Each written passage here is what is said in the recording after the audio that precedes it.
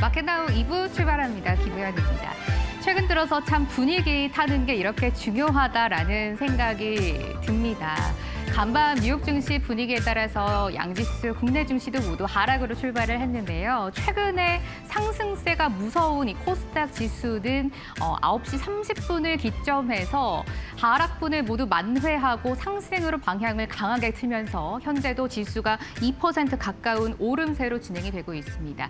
코스피의 탄력은 코스닥에 비해서 최근 계속 좀 부진한 모습을 이어가고 있는 상황이죠. 아직 지수는 0.6%의 내림세로 유가증권 시장 진행되고 있고요. 현재 구간 6,259선을 지나가고 있습니다. 코스닥은 869선까지 어느덧 올라와 있습니다. 7월 한 30일, 31일 정도에 이제 660선 근처까지 내려오면서 저점을 형성한 코스닥인데요. 이후에 지금 한 11거래일 정도 상황에서 660선에 있던 포인트가 현재 870선 부근까지 올라와 있는 모습을 확인할 수가 있습니다. 코스피의 그 자금들이 코스닥으로 다 옮겨오면서 완전한 순환매 장세가 이어지고 있는데요. 이 탄력을 받아서 1000포인트까지 달성을 할 수 있을지 앞으로의 움직임 저희와 함께 확인해 보시면 되겠습니다. 오늘 앵커 브리핑 주제는 이렇게 한번 잡아봤습니다. 이제 8월에 시장이 조금 반등을 하지 않을까라는 기대감 가지고 계신 분들 참 많습니다. 6월, 7월에 시장이 너무나 힘들었는데 이런 하락세들을 딛고 8월에는 본격적으로 좀 반등장에 돌입할 수 있지 않을까 많은 분들이 기대하실 것 같습니다. 그래서 오늘 주제는 8월의 증시 반등은 언제쯤 본격화될까라고 한번 제가 잡아봤습니다. 7월 살짝 한번 복귀해 보실까요? 7월에 이제 유가증권 시장의 지수만 22%가 넘게 급락을 해줬습니다. 1월부터 6월 이제 상반기에 유가증권 시장이 100% 넘게 급등을 하면서 글로벌 지수 대비해서도 1위를 당당하게 지켰던 것과는 완전하게 반대되는 흐름을 보여주고 있죠. 7월 들어서는 글로벌 주가 지수 대비해서 가장 큰 하락을 기록하고 있는데요. 7월 말에 이제 저점을 어느 정도 만들고 코스피와 코스닥은 모두 반등을 모색하고 있는 지금 구간 지나가고 있습니다. 아무래도 상반기에는 삼성전자, 하이닉스의 반도체 대형주 장세가 완전하게 펼쳐지다가 이제 7월 말, 8월 들어서는 코스닥 소형주, 중소형주 쪽으로 이제 순환매가 완전하게 돌고 있습니다. 제약바이오 같은 종목들도 최근에 투심이 너무 많이 살아나고 있고요. 대표적으로 오늘은 1% 정도의 조정을 받고 있습니다만 그동안 많이 급등해 줬던 알테오젠이 중수에 또 있습니다. 알테오젠이 최근에 이제 실적이 너무나 잘 나왔던 것도 있었고요. 블랙록이 지분을 한 4%대 정도 가지고 있었는데 이걸 최근 들어서 5% 이상까지 더 채워 넣었다라는 또 공시도 나와주면서 알테오젠은 탄력 받아가고 있습니다.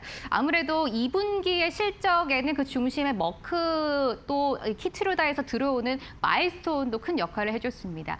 브루노이 같은 종목들 최근에 제약바이오 투심을 끌어올리고 있는 상황이고요. 로봇주들도 굉장히 흐름이 좋죠. 최근에 로봇주 미국에서 이제 중국산 휴머노이드 로봇의 수입을 금지하겠다라고 밝혀주면서 국내 기업들의 다시 한번 반사이익이 예상되고 있는 상황입니다.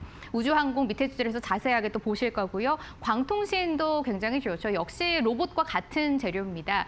미국이 중국산 광통신 트랜시버의 수입을 금지하겠다라고 또 밝혀주면서 국내 상장된 기업들의 반사이익 역시 예상이 되고요. 광전자와 또 성호전자 같은 광통신 관련된 종목들도 최근에 반등을 강하게 주고 있는 상황입니다. 이제 완전하게 반도체 대형주에서 코스닥 중소형주 쪽으로 수급이 완전하게 쏠리고 있다라는 걸 좀 확인을 할 수가 있는 시장이고 대표적으로 또 반도체 종목들의 이런 하락도 한번 확인을 해봐야 될 필요가 있겠습니다. 오늘 정유와 해운주들의 흐름이 좀 좋습니다. 간밤에 이제 미국과 이란 간의 전쟁 다시 한번 조금 더 격화되고 호르무즈 해협을 두고 신경전이 이어지면서 여기에 수혜가 예상되는 정유와 해운 관련된 종목들이 강세를 보이고 있습니다. 현재 시세가 어느 정도 가고 있는지 한번 보시죠. 흥구석유가 2%대 강세 보여주고 있고요. 흥하해운도 2.9%의 오름세입니다. 중앙에너비스, 한국석유같이 정유와 해운 관련된 종목들이 오늘 탄력이 좋은 모습을 확인하고 있습니다.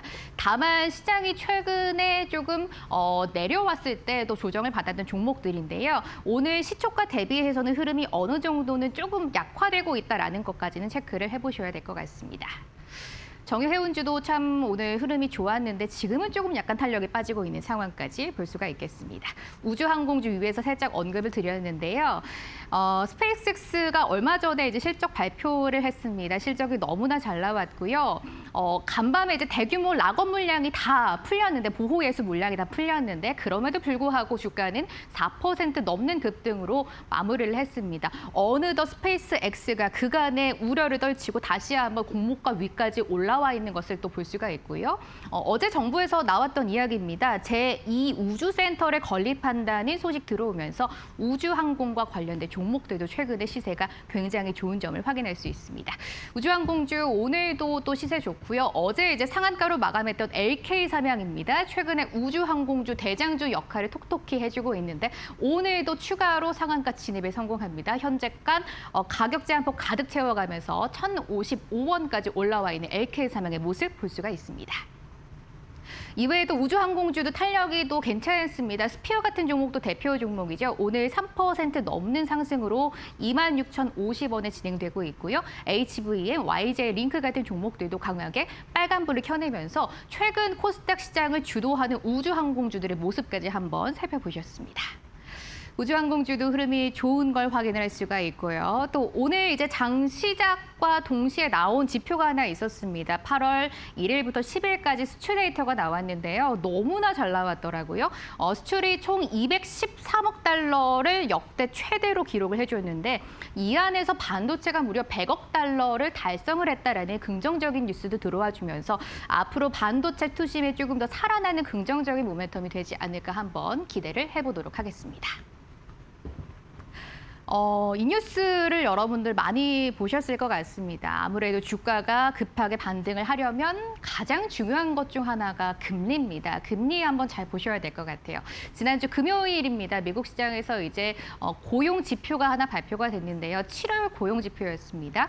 비농업 부분에서 시장의 예상치를 완전하게 하회하는 쇼크 수준의 지표가 나왔습니다. 이 지표가 나오고 경제가 지금 좋지 않기 때문에 금리 인상의 명분이 사라진다라고 시장은 어느 정도 안 좋은 뉴스를 긍정적으로 판단하는 모습이었죠. 금리 인상 가능성은 지금 그래도 많이 낮아져 있는 상태입니다.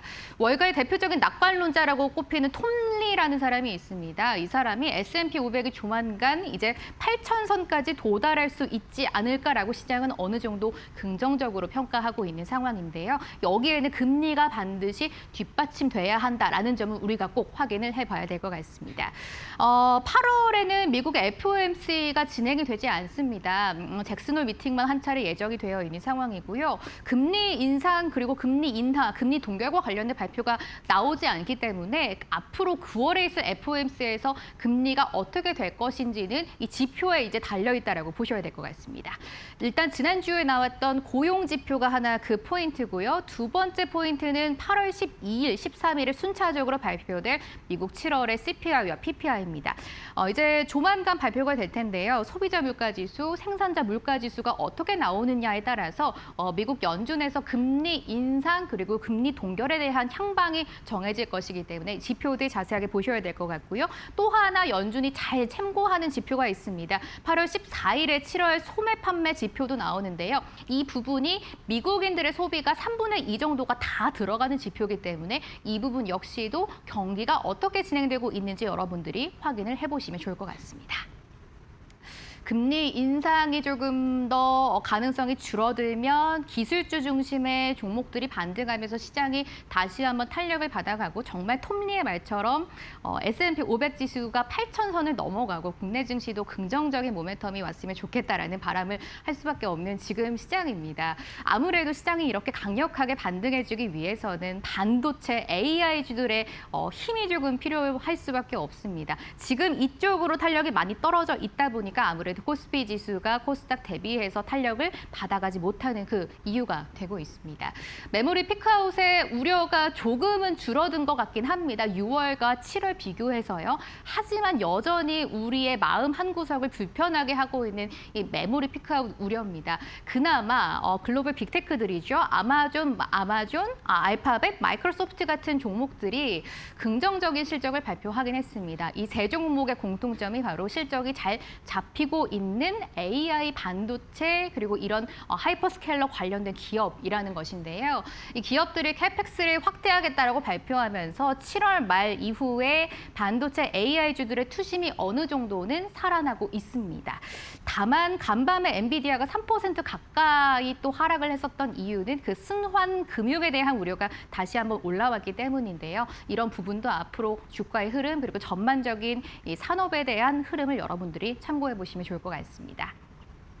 앞으로 많은 기업들이 또 실적 발표를 할 예정입니다. 미국 기업들 좀 보셔야 될 것 같아요. 우리나라 시장에도 워낙 영향을 많이 주는 기업들이기 때문입니다. 일단 AI 서버 대표 기업이 슈퍼 마이크로 컴퓨터가 이제 8월 11일 장마감 이후에 실적 발표 예정되어 있습니다. 이 부분도 보셔야 될 것 같고요. 광통신 부품 대표 업체인 루멘텀 홀딩스도 11일 장마감 이후에 실적 발표 예정되어 있습니다. 이 부분도 함께 체크를 해보시고 또 네오클라우드 대표로 네비우스 그룹 8월 12일 개장 전에 실적 발표 예정돼 있고요. 반도체 장비주의 대표 기업이라고 할 수 있는 어플라이드 머티리얼즈도 8월 13일에 실적 발표 예정되어 있습니다. 국내 증시에 상장된 반도체 소부장 업체들에도 강한 영향을 줄 수 있는 기업들이기 때문에 이 포인트도 함께 챙겨보시면 좋을 것 같습니다.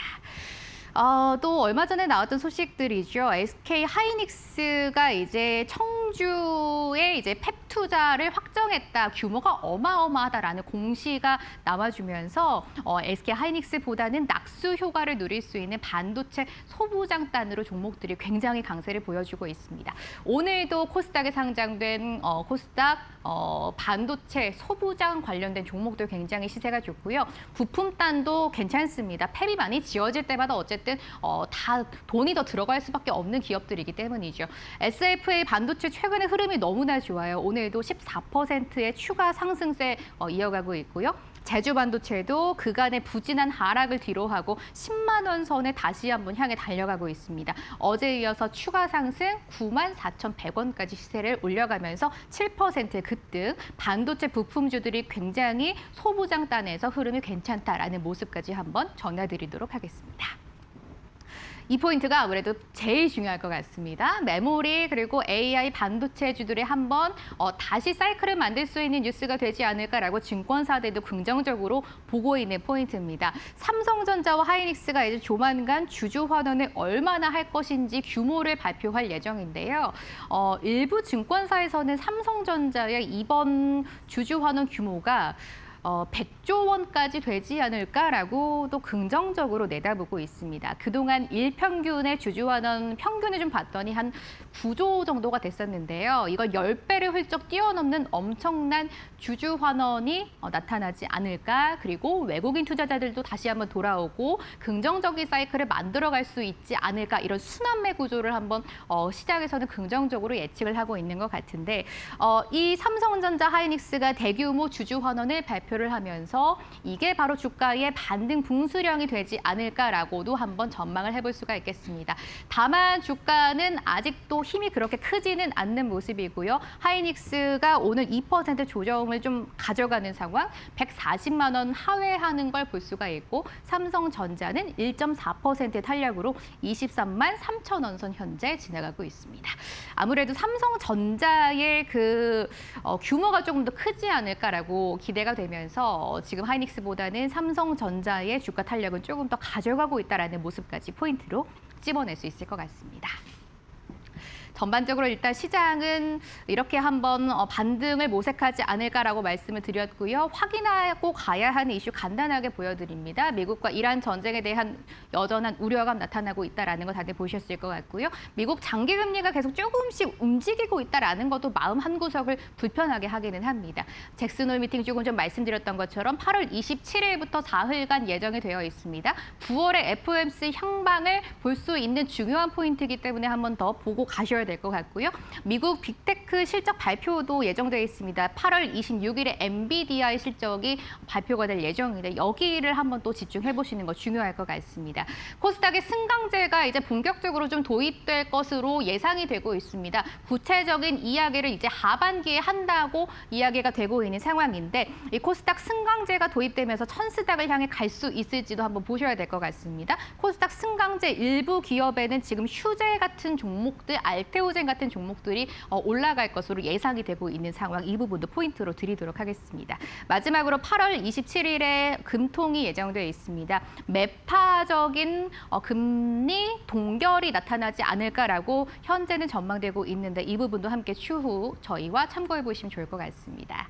시장은 10시 15분을 향해 가고 있습니다. 코스닥이 어느 정도 반등을 주고 코스피도 따라와주면 좋겠는 지금 바람인데요. 시장 어떻게 움직이고 있는지 한혜정 캐스터와 함께 체크해 보시죠. 네, 양시장 흐름이 엇갈리고 있습니다. 코스피는 답답한 반면 코스닥은 시간이 지날수록 상승폭 점점 키워가고 있는데요. 현재 구간 어떤 흐름 보이고 있을지 히트맵 통해 조금 더 자세히 살펴보겠습니다. 일단 코스피 시장은 혼조세 보이고 있습니다. 반도체 투톱도 흐름이 엇갈리고 있는데요. 그래도 삼성전자가 상승으로 전환이 됐습니다. 현재 구간 2% 넘는 시세 분출하고 있고요. SK하이닉스의 낙폭이 더 깊습니다. 1% 넘게 빠지면서 계속해서 부진한 흐름 이어가고 있습니다.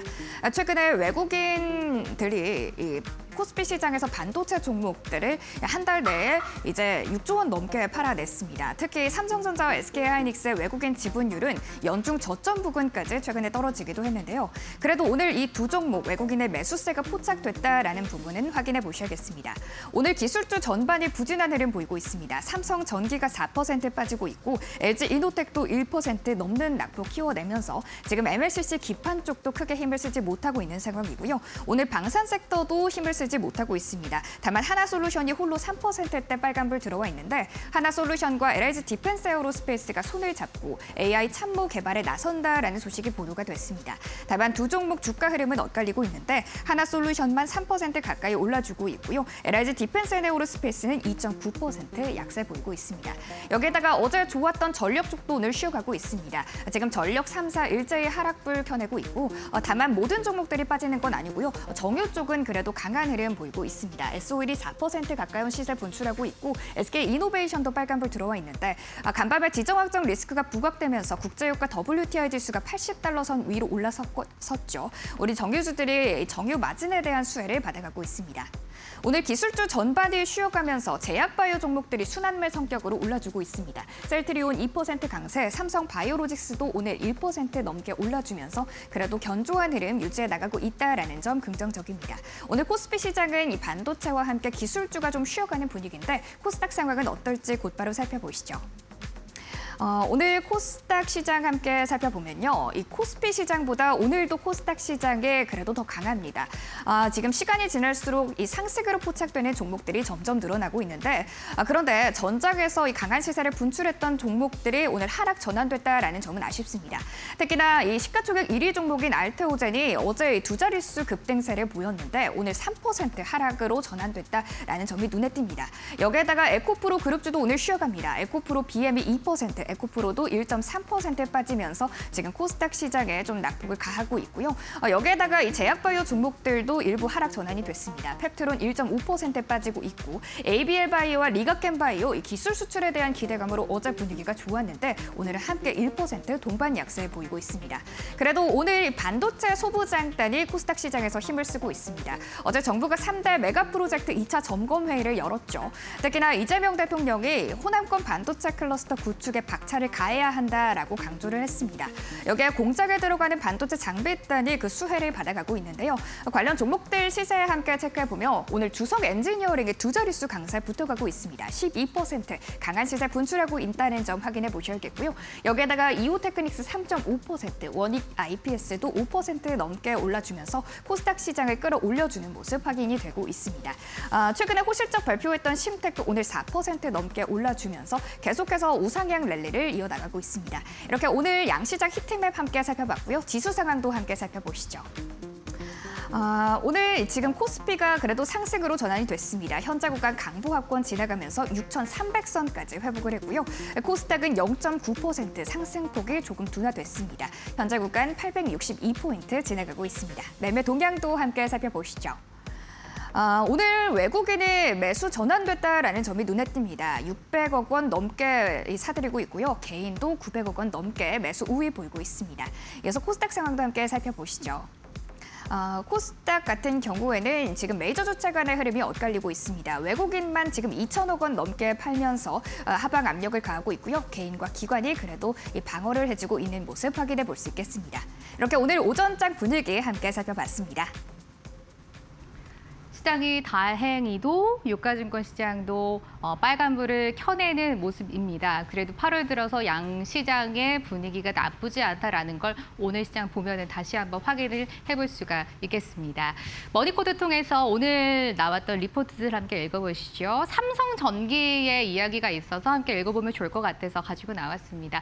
방금 시황에서 들으셨던 것처럼 삼성전기 오늘 4% 넘는 강한 조정에서 진행되고 있습니다. 다만 신텍 같은 좀 작은 기업들, MLCC 관련된 기업들은 또 탄력이 강하다라는 것은 조금 여러분들이 보셔야 될 것 같은데요. 하나증권에서 삼성전기에 대한 시각을 긍정적으로 다시 한번 확인하는 리포트가 나와서 오늘 함께 읽어보려고 합니다. 삼성전기에 대해서는 하나증권이 꾸준하게 긍정적으로 좀 보고 있는 상황이죠. 다시 한번 목표 주가 300만 원을 확인한다라면서 긍정적으로 뷰를 우리에게 전달해주고 있습니다. 내용은 크게 그냥 네 가지로 보시면 될 것 같습니다. 많이들 아시는 내용일 것 같아서 간단하게 한번 보도록 할게요.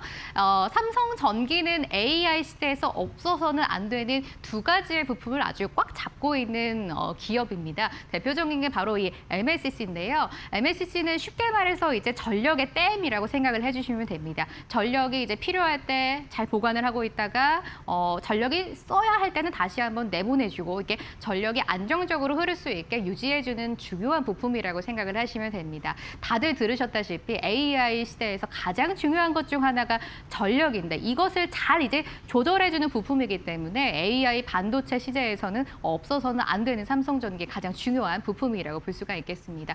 워낙 지금 AI의 투자가 너무나 확대되고요. 너무나 지금 많이들 쓰다 보니까 이 MLCC가 지금 없어서 못 파는 이런 상황이 계속해서 또 이어지고 있습니다. 그러다 보니까 자연스럽게 삼성전기의 가격 협상력이 확대가 될 수밖에 없는 상황이고요. 지금 시장에서 제일 반도체 그리고 부품 관련된 종목들에 중요하게 보는 게 바로 장기 계약입니다. 어느 정도 장기 계약을 따내서 안정적으로 앞으로도 매출이 확보될 수 있냐에 따라서 주가의 향방이 결정이 되고 있는데 삼성전기가 얼마 전에 지금 이미 10개 기업과 장기 계약을 완료했고 앞으로 또 추가적으로 10개 기업과 장기 계약을 검토하고 있다라고 밝혔습니다. 그렇다고 해서 모든 물량을 장기로도 묶어놓는 건 아니고요. 일부 물량만 장기적으로 계약을 하면서 안정적으로 가져가고 일부 물량에 대해서는 앞으로 추가적으로 가격의 상방이 또 열려 있기 때문에 여기서의 또 실적 개선까지 두 가지를 모두 가져간다고 생각을 해주시면 될 것 같습니다. 이미 유통 채널향 물량에 대해서는 삼성전기가 가격까지 인상을 단행을 했습니다. 6월에는 10%였고요. 8월에는 무려 30%까지 가격을 올려 잡았습니다. 하지만 이렇게 가격을 높여도 지금 사려는 기업들은 너무나 많고 물량을 더 공급하는 것에는 한계가 있기 때문에 앞으로의 삼성전기의 주가는 다시 한번 반등을 줄 것이다라고 하나증권이 긍정적으로 바라보고 있는 것이죠. 또 중요한 게 이제 MLCC와 FCBGA입니다. 이거는 쉽게 말해서 이제 AI에 들어가는 반도체들을 메인보드와 연결시켜주는 또 굉장히 중요한 부품입니다. FCBGA가 이제 하반기에는 공장들을 완전하게 가동하면서 조금 더 생산을 늘릴 수 있을 것이다라고도 삼성전기가 얼마 전에 발표하기도 했습니다. 2027년에는 소폭의 생산 능력도 지금보다 더 확대되지 않을까라고 긍정적으로 지금 평가가 나오고 있는 상황입니다. 얼마 전에 실적이 이제 너무나 잘 나왔습니다. 2026년 영업이익이 2조까지 나오면서 전년 동기 대비해서 127%의 상승을 보였습니다. 그런데 다들 궁금하신 건 왜 이렇게 삼성전기의 주가가 지금같이 많이 하락하고 있을까? 오늘도 120만 원 선까지 위태로운 이런 상황에 놓여 있는 삼성전기인데요. 크게는 한 세 가지 정도로 한번 분석을 해봤습니다. 일단은 지금 퍼가 너무나 높습니다. 거의 70% 30배 가까이 올라와 있기 때문에 고평가 논란도 피할 수가 없는 상황이고요. 중국 기업들의 그 어마어마한 따라오기가 지금 좀 무섭습니다. 대표적으로 중국의 삼환그룹이라는 MLCC를 만드는 기업이 있는데요. 이 기업이 얼마 전에 이제 홍콩 거래소에 상장을 하면서 굉장히 IPO를 통해서 많은 자금을 조달을 했습니다. 또 중국의 풍화고과라는 기업도 있습니다. 이 기업 역시 MLCC를 만드는 기업이고요. 중국 심천거래소에 상장이 되어 있습니다. 이 두 기업 모두 지금 MLCC를 더 많이 만들겠다라고 발표를 한 상황이고 여기에 따라서 삼성전기의 좀 공급 확대가 다른 기업들도 같이 하면서 이제 수요를 조금 따라잡을 수 있지 않을까 이런 또 시장의 불안감도 어느 정도 주가에 이미 반영이 돼 있다라고 볼 수가 있습니다. 다만 이 풍화고가와 삼환그룹 중국의 MLCC들은 삼성전기처럼 고부가 가치 제품이 아니라 중저가 제품들을 지금 만들고 있기 때문에 당장의 이 기술력을 따라오기는 조금 어렵다라는 것도 시장이 또 긍정적으로 바라보고 있는 포인트이기도 합니다. 지금 주가가 120만 원, 110만 원 선 근처에서 움직이고 있는데요. 하나증권은 삼성전기 300만 원의 목표 주가를 유지하고 있습니다. 그렇다면 지금 주가와 비교해서 거의 140%의 상승 여력이 있다고 긍정적으로 바라보고 있는 것인데요. 과연 이 300만 원의 주가 상승 가져갈 수 있을지 앞으로 한번 주가 추이 저희와 체크해 보시면 좋을 것 같습니다. 하나증권의 삼성전기 함께 읽어봤습니다. 리포트 하나 더 보시죠. 최근에 이제 길을 가다 보면은 외국인 관광객들이 정말 많이 늘었다라는 것을 다들 체감을 하실 것 같습니다. 저도 굉장히 많이 느끼고 있는 요즘인데요.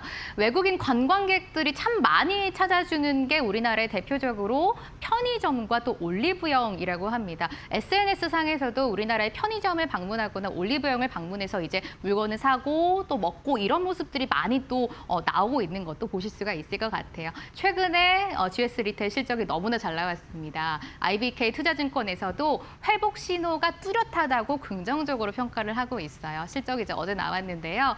2분기에 이제 아예 구조적으로 개선이 됐고 업황 회복까지 노려볼 수 있을 것이다라고 평가를 하고 있습니다. 대표적인 게 이제 GS 리테일이 몇 가지를 가지고 있습니다. GS 그 홈쇼핑도 가지고 있고요. 많이 아시는 GS25도 가지고 있는 GS 리테일인데요. 일단 편의점에서 실적이 너무나 잘 나오고 이 개선되는 게 가속화되고 있다고 긍정적으로 바라보고 있습니다.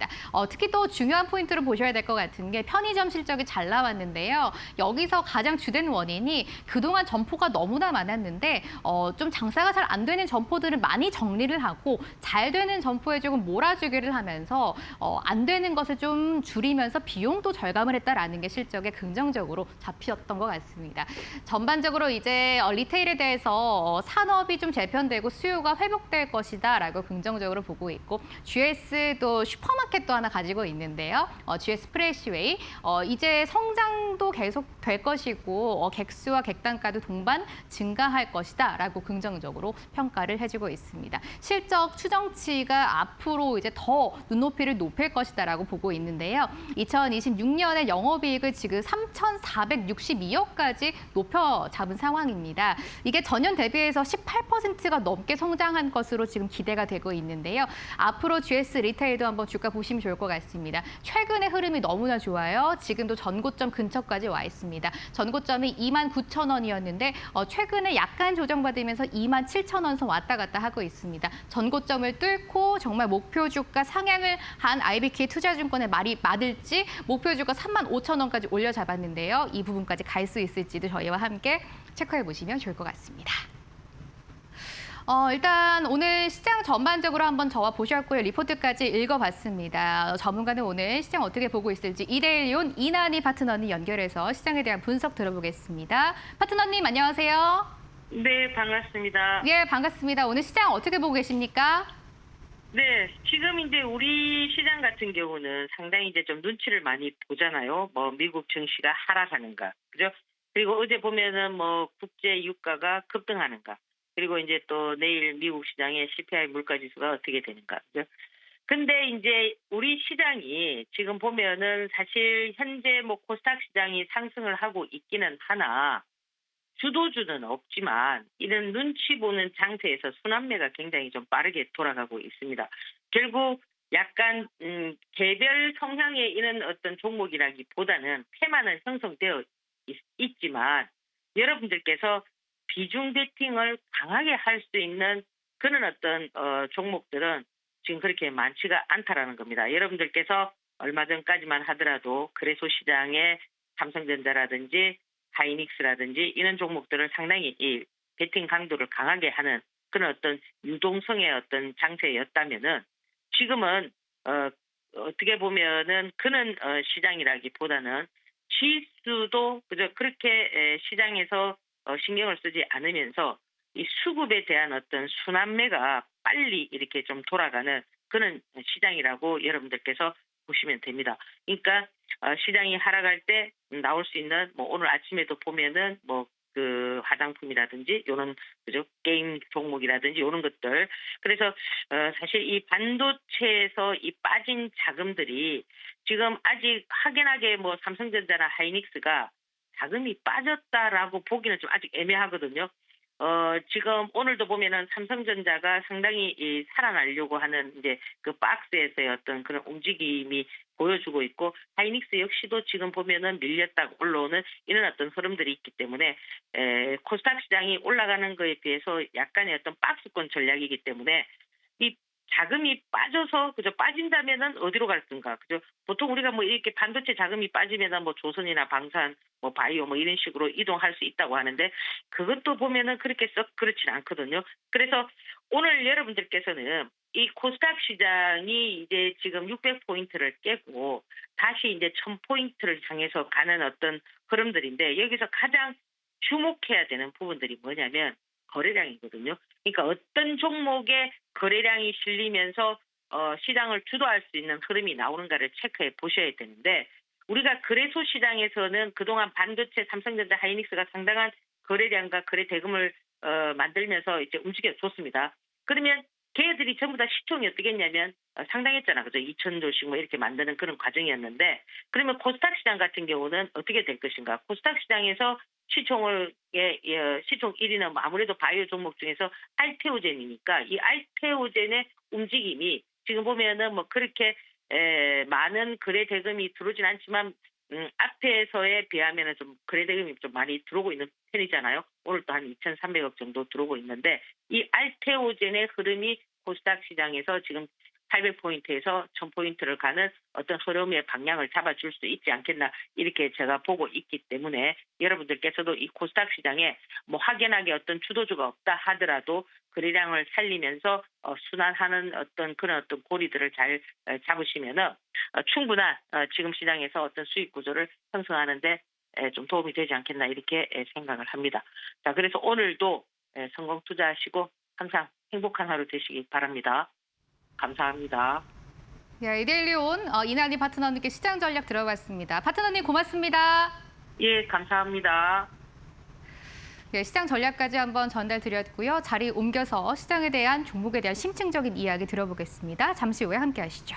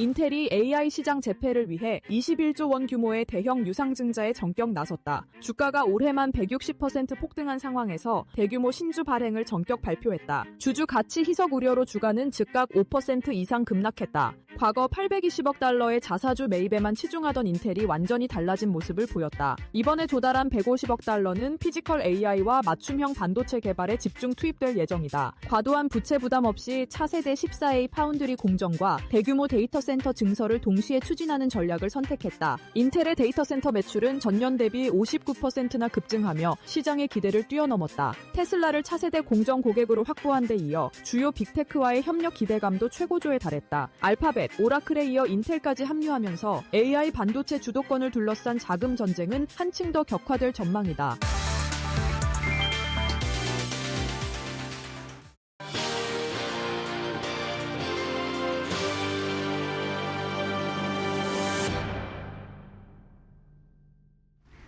여의도 포커스입니다. 오늘 삼성전자와 하이닉스 주가 많이 답답하신 분들 위해서 이분이 심도 깊은 이야기 나눠주신다고 합니다. 이데일리 박근호 전문위원님 모셨습니다. 안녕하십니까? 안녕하십니까? 예, 처음 뵙겠습니다. 예, 잘 부탁드립니다. 네, 잘 부탁드립니다. 많은 분들의 좀 마음을 제가 대변하지 않았나 싶습니다. 최근에 삼성전자 오늘은 좀 오르기는 합니다만 하이닉스 주가 흐름 너무나 답답합니다. 여기에 대한 이야기도 나눠주신다고 들었는데요. 실적은 진짜 잘 나왔잖아요. 네. 주가는 좀처럼 반등은 안 하고 이제 이런 이야기까지 나옵니다. 3분기에 합산 영업이익이 200조까지 가능할 것이다라는 말도 나오고 있는데 이 부분 어떻게 보세요? 시장 분위기를 봤을 때는 불가능할 건 없을 것 같아요. 근데 저희들이 이제 이런 것들을 다룰 때 가장 중요한 게 이런 거잖아요. 삼성전자, 하이닉스 3분기 합산 영업이익이 200조라는 어마어마한 실적이 나오는데 주가는 왜 안 오르냐? 사실 네. 이걸 우리가 그렇죠. 얘기를 하고 싶은 거잖아요. 네. 근데 여기서 이제 시장에서 다 알려져 있긴 합니다만 제가 중요한 팩트를 좀 체크를 해드리면 25년도 4분기, 작년 4분기, 네. 작년 4분기 합산 영업이익이 40조였어요. 40조. 우리 1분기에 100조였었고 이번에 2분기에 이제 150조, 근데 3분기에 200조가 가능할 것이다 이렇게 얘기를 하고 있는데, 자 그럼 여기서 우리가 숫자를 이제 계속 늘어가는 숫자의 비율을 보면 예. 작년 4분기랑 올해 1분기 대비해서 성장률이 150%였었거든요. 근데 올해 1분기랑 2분기 기준으로는 또 50%가 성장을 했어요. 그러면은 150조에서 200조가 된다라고 하면은 성장률이 한 33% 정도 되는 거잖아요. 예. 그러면은 150% 성장, 50% 성장, 그다음에 30% 성장. 중요한 것은 올해 4분기에 합산 영업이익이 잘 나오면 한 210조 원 정도 될 것이다라고 예상을 하고 있는 거예요. 그러면 예. 3분기에 200조 원인데 4분기에 210조 원. 그러니까 성장률이 5%밖에 안 되는 거잖아요, 실질적으로. 그래서 이 성장률 곡선이 점점 이렇게 좀 낮아지고 있는 거죠. 시장에서 이제 이거를 우리가 보통 성장을 하고 있지만 성장률이 둔화가 된다라고 보통 표현을 하거든요. 예. 그래서 이런 부분들이 일단 시장에서 조금 실망감을 나타내고 있는 거고, 중요한 것은 일단은 실적 대비해서 주가가 싸다 이런 부분도 좋긴 합니다만은 분위기가 가장 이제 중요하다고 보시면 될 것 같습니다. 예, 최근에 이제 투심이 많이 안 좋은 또 삼성전자, 하이닉스고요. 아무래도 앞으로 또 성장세에 대한 둔화가 지금 주가에 반영이 되는 게 아닌가라는 분석을 좀 해주셨습니다. 영업이익 성장률을 우리가 한번 잘 체크를 해봐야 될 것 같고요. 최근에도 반도체 저승사자라고 불렸던 모건 스탠리 측에서 그 얘기를 뒤집고 이제 또 반도체 조정이 마무리됐다라고 하면서 재진입을 해봐도 되겠다라는 이야기를 또 내놨습니다. 어떻게 보세요? 모건 스탠리가 그동안에 이제 반도체에 대한 의견을 냈을 때 제가 그걸 싹 다 한번 정리를 해서 의견이 나왔을 때 좋게 나왔을 때와 나쁘게 나왔을 때 과연 그 의견이 맞았는지 제가 한번 다 조사를 해본 적이 있었었는데 한 70% 정도는 맞더라고요. 상당히 좀 확률이 높은 확률을 좀 맞았었는데 일단 이번에 모건 스탠리가 주가 조정이 마무리되는 수순이고 지금은 이제 삼성전자, 하이닉스 혹은 이제 메모리를 사야 된다라고 얘기를 하는 건 결국에는 이제 실적을 이제 근거로 두고 얘기를 한 거거든요. 근데 저는 IMF 때 이제 대학생 때서부터 주식을 했는데 한 올해로 30년 정도 됐죠. 근데 실적이 주가를 결정하는 것은 저는 개인적으로는 거의 보지를 못했습니다. 중요한 건 이제 분위기거든요. 실질적으로는. 만약에 지금 시장에서 영업이익이 얼마 나오니까 목표 주가 얼마 가야 된다. 이거는 좋게 얘기하면 상당히 좀 나이브하다라고 좀 표현할 정도로 시장에서 그런 건 사실 통하지 않거든요. 가장 중요한 것은 이 실적도 삼성전자도 마찬가지고 하이닉스도 마찬가지고 계속 올라가는 실적이 언젠가는 멈출 거잖아요. 언젠가는 멈추는데 이 최고 실적이 나왔을 때와 최고 주가가 나왔을 때 괴리가 어느 정도 되는지 그게 중요하거든요. 전 세계 그의 어떤 기업도 최고 실적보다 최고 주가가 뒤에 나온 적은 단 한 번도 없어요.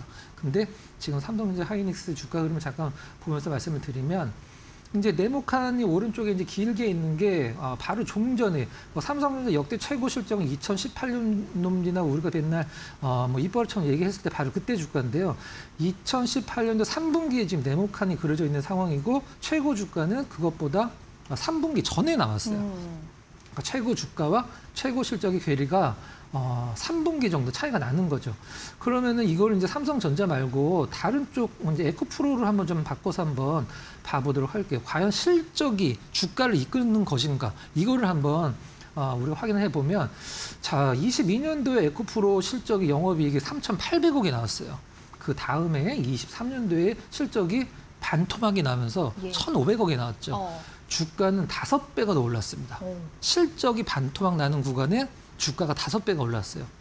자, 제가 최고 실적이 최고 주가를 이끄는 건 아니다라고 이제 말씀을 드렸었는데 분위기가 사실 가장 중요하죠. 이제 최고 실적이라는 것은 우리가 보통 목표 주가라는 것은 그 정도 주가를 갈 수 있다라는 자격을 그냥 부여를 하는 거지 그걸 간다라는 얘기는 아니거든요. 그래서 지금 이제 분위기가 가장 중요한데 모건 스탠리의 어떤 그런 이런 시황이나 의견이 상당히 좀 그 확률이 높기 때문에 당장 모건 스탠리 보고서가 나왔을 때 내일서부터 오를 것이다 이건 아니지만 그래도 바닥을 좀 잡아나가는 흐름은 충분히 가능하다 이렇게 예상을 할 수가 있겠습니다. 예, 최근에 모건 스탠리가 이제 긍정적인 뷰를 제시를 했는데 과거를 우리가 봤을 때 어느 정도의 좀 신빙성은 있는 이야기이기 네, 때문에 네. 예, 한번 추후의 주가 상승은 어느 정도 기대해 볼 수 있겠다라는 분석 한번 주셨네요.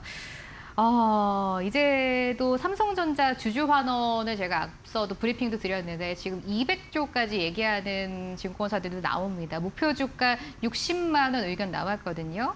그런데 주가는 여전히 20만 원 선에서 움직입니다. 네. 이유가 뭐라고 보세요? 시장에서 이게 반응이 없는 이유가 여러 가지가 이제 복합적으로 작용을 하고 있는 건데 우리 앵커님 방송 보실 때 재방송 본 방송인데 또 방송을 또 보면 재방송 보면 재미가 없죠. 재미없죠. 흥미도 떨어지고 저 다음 장면이 뭐가 나오는데 다 아는 내용인데 바로 그거거든요. 이게 실질적으로는 이게 이제 삼성전자가 3년 전이죠. 24년도, 25년도, 올해 26년도까지 해서 우리 회사가 버는 돈의 잉여 현금의 50%를 주주환원에 쓰겠다. 이게 3년 전에 나온 얘기거든요. 근데 올해가 마지막이에요. 26년도. 근데 삼성전자가 이제 올해 잉여 현금 흐름이 200조 정도 될 거를 예상을 하니까 그게 이제 시장에 어떤 배당으로 풀릴 거다라고 얘기가 나오는 건데 자, 우리가 이제 반도체 산업은 어떤 특성이 있냐면 전 세계 모든 요즘에 이제 빅테크들이 더 세긴 합니다만 반도체는 장치 산업이에요. 가장 큰 장치 산업. 돈을 계속 써야 됩니다. 돈을 계속 써야 돼요. 우리가 보통 얘기하는 엔비디아 같은 경우에 어디다 돈을 쓰겠어요. 만들지도 않는데 그냥 TSMC에다 맡겨버리는데 구글 같은 경우는 요즘에 데이터 센터 만든다고 돈을 많이 쓰긴 하지만 반도체는 계속적으로 업그레이드를 해 나가야 되는 가운데에서 200조라는 돈을 만약에 삼성전자가 갖고 있는 것과 그걸 시장에다가 배당으로 내놓는 거 배당 수익률이 한 7, 8% 정도 지금 기준 나온다는데 시장에서 삼성전자를 평가하는 기준이 개인적으로는 달라질 거라고 생각을 하고 있습니다. 저는 삼성전자가 이 200조를 갖고 투자를 하는 게 실질적으로는 어떤 삼성전자 가치가 올라가는 거지 혹은 갖고 있거나 근데 이걸 시장에 주주환원 했을 때 물론 주주분들 입장에서 좋긴 하겠습니다만 이게 올해 또 마지막이고 이걸 보고 삼성전자를 사야 되겠다라고 과연 느낄 수 있는 시장의 투자자분들이 지금은 많지는 않을 것 같습니다. 개인적으로는. 그래서 이런 여러 부분들이 복합적으로 작용하긴 합니다만은 물론 좋은데 이게 어차피 예고된 거고 재방송 같은 거고 올해가 이 잉여 현금 흐름 50% 주주환원하는 게 마지막 해기 때문에 지금 삼성전자 흐름이나 하이닉스 흐름 보면 7, 8%의 목표 수익률을 내기 위해서 배당을 받기 위해서 이걸 산다? 제가 봤을 때는 주가 흐름에 큰 영향은 없을 것 같고 그냥 정리해드리면 삼성전자가 갖고 있는 게 오히려 더 나을 뻔했다. 저는 이렇게 생각을 하고 있습니다. 예, 워낙 이제 반도체의 특성상 이제 많은 현금을 이제 주주환원으로 쓴다는 것 자체가 그렇게 큰 호재가 아니라고 시장이 지금 반응을 하고 있는 것 같고요. 이제 반도체 이제 사이클 전반적인 이야기 한번 여쭤보도록 하겠습니다. 이제 사이클 같은 이런 업종들이 좀 비싸게 사서 싸게 팔아야 된다라는 말이 있는데 원래 이게 반대잖아요. 투자라는 게 쌀 때 사서 이제 비싸게 팔아야 되는데 어떻게 네. 보세요? 자, 싸게 사서 비싸게 팔아야 되는데 예. 비싸게 사서 싸게 팔아야 되는데 약간 철학적인 좀 느낌이죠. 예. 라는 듯한 느낌도 있는데 이게 이제 원래 이게 우리가 보통 주식을 공부를 하다 보면 뭐 80년대, 90년대 책을 읽어도 나오는 부분이에요. 어떤 부분이냐면 우리가 보통 뭐 우리 앵커께 제가 뭐 간단한 거 질문을 드리면 예. 퍼가 50인 종목과 퍼가 5가 있는 종목이 있어요. 예. 어떤 종목이 더 비싸고 어떤 종목이 더 싸죠? 50인 종목이 더 이제 비싸죠. 비싸고, 그쵸. 예, 5인 종목이 더 싸겠죠. 싸죠. 근데 삼성전자를 예를 들면 조선주도 마찬가지입니다. 사이클이 있으니까. 예. 근데 우리가 사이클에서 불황기가 있고 이제 좋아지면서 호황기를 지나서 다시 불황기로 빠지잖아요. 예. 근데 불황기 때는 삼성전자를 예를 들어서 돈을 못 벌죠. 그러니까 불황기라고 합니다. 예. 근데 호황기 때는 돈을 잘 버니까 호황기라고 하죠. 근데 불황기 때는 돈을 못 버니까 퍼가 높아져요. 네.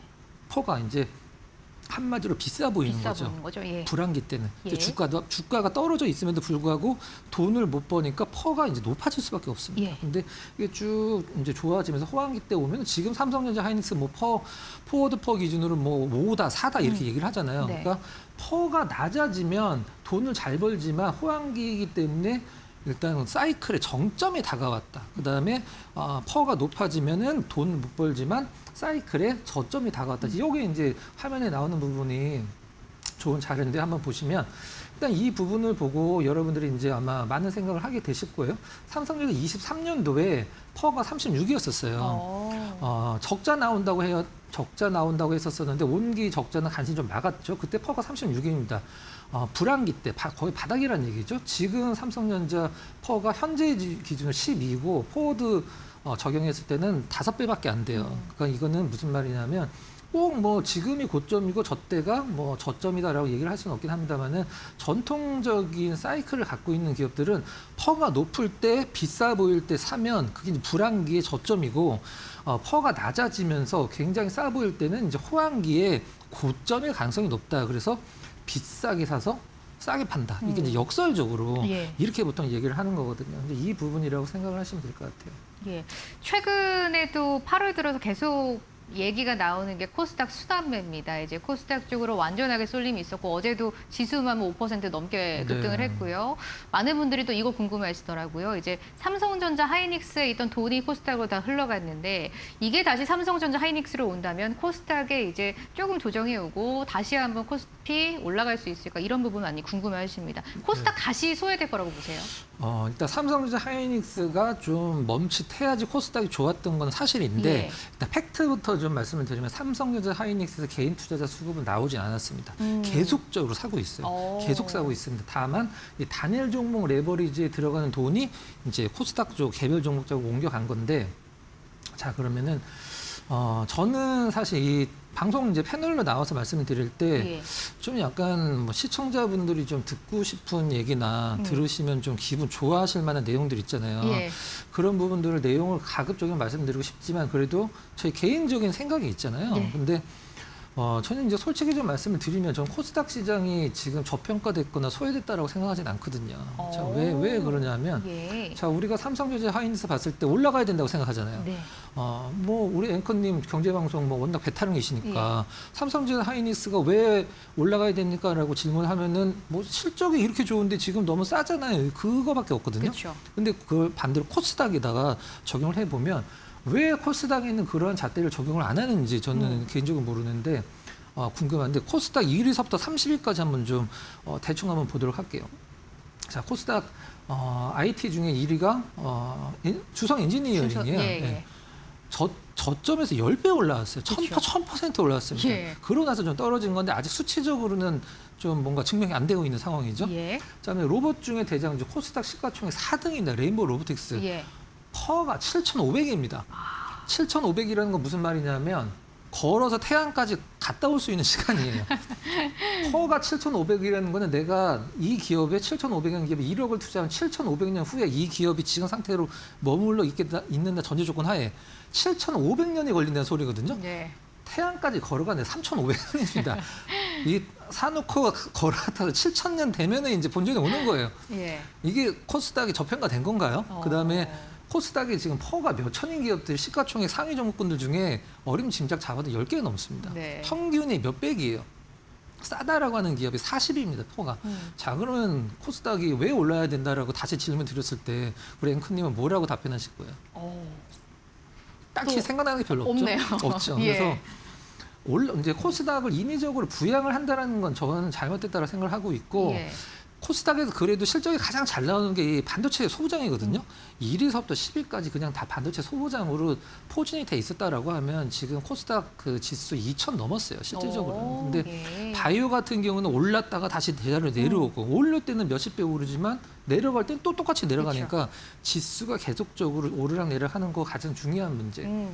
시가총액은 코스닥이 몇십 배가 커졌지만 지수는 못 오르는 이유는 이 분모가 계속 커지고 있기 때문이에요. 분모가 뭐냐면 주식 수가 엄청나게 늘어나고 있는 거죠, 실질적으로. 그렇기 때문에 아무리 좋은 기업들이 코스닥에서 선방을 한다라고 해도 지수가 못 오르는 이유는 일단 뭐 사실 오를 만한 기업들은 충분히 있습니다. 하지만 이 지수를 결정하고 있는 시가총액 상단에 있는 기업들 중에 사실 뭐 싸다라고 해서 이 기업은 저평가다라고 하시는 기업이 과연 몇 개나 있을까? 우리가 한번 그 부분은 왜 생각을 안 하는지 전 개인적으로 좀 모르겠고, 그다음에 예. 코스닥 기업에 장투를 할 만한 기업들, 우리가 보통 지수가 계속적으로 올라갈 걸 예상하면 이게 좀 장투할 만한 기업이 뭔가 생각을 하게 되잖아요. 그쵸. 미국 기업들처럼. 근데 코스닥 기업 중에서 장투를 할 만한 기업이 과연 뭐 몇 개가 있을까? 무엇이 있을까라고 생각을 했을 때 뭐 시청자분들이 뭐 되게 싫어하실 수 있는 표현이긴 합니다만은 네. 본인 이제 한 번씩 생각해 보시면 답이 안 나올 거예요. 코스닥이 왜 올라가야 되는지 저는 개인적으로 그렇게 생각하고 있습니다. 코스닥 승강제도 크게 효과가 없을 거라고 보세요. 그건 이제 개인적으로는 예. 코스닥 승강제에 들어간 기업 이제 위쪽에 이제 있는 기업들은 좋지만 그 밑에 예. 있는 기업들은 시장에서 소외된다라고 뭐 굉장히 좀 불만이 많았잖아요. 이 소외되고 도태될 만한 기업들은 저는 뭐 그렇게 돼야 된다고 생각을 하고 있습니다. 근데 그 위쪽에 이제 뭐 프리미엄 쪽에 예. 이제 들어가는 종목군들은 상당한 어떤 뭐 주가도 변화가 있을 거라고 개인적으로는 뭐 기대를 하고 있습니다. 예, 코스닥에 대한 이야기 한번 여쭤봤고요.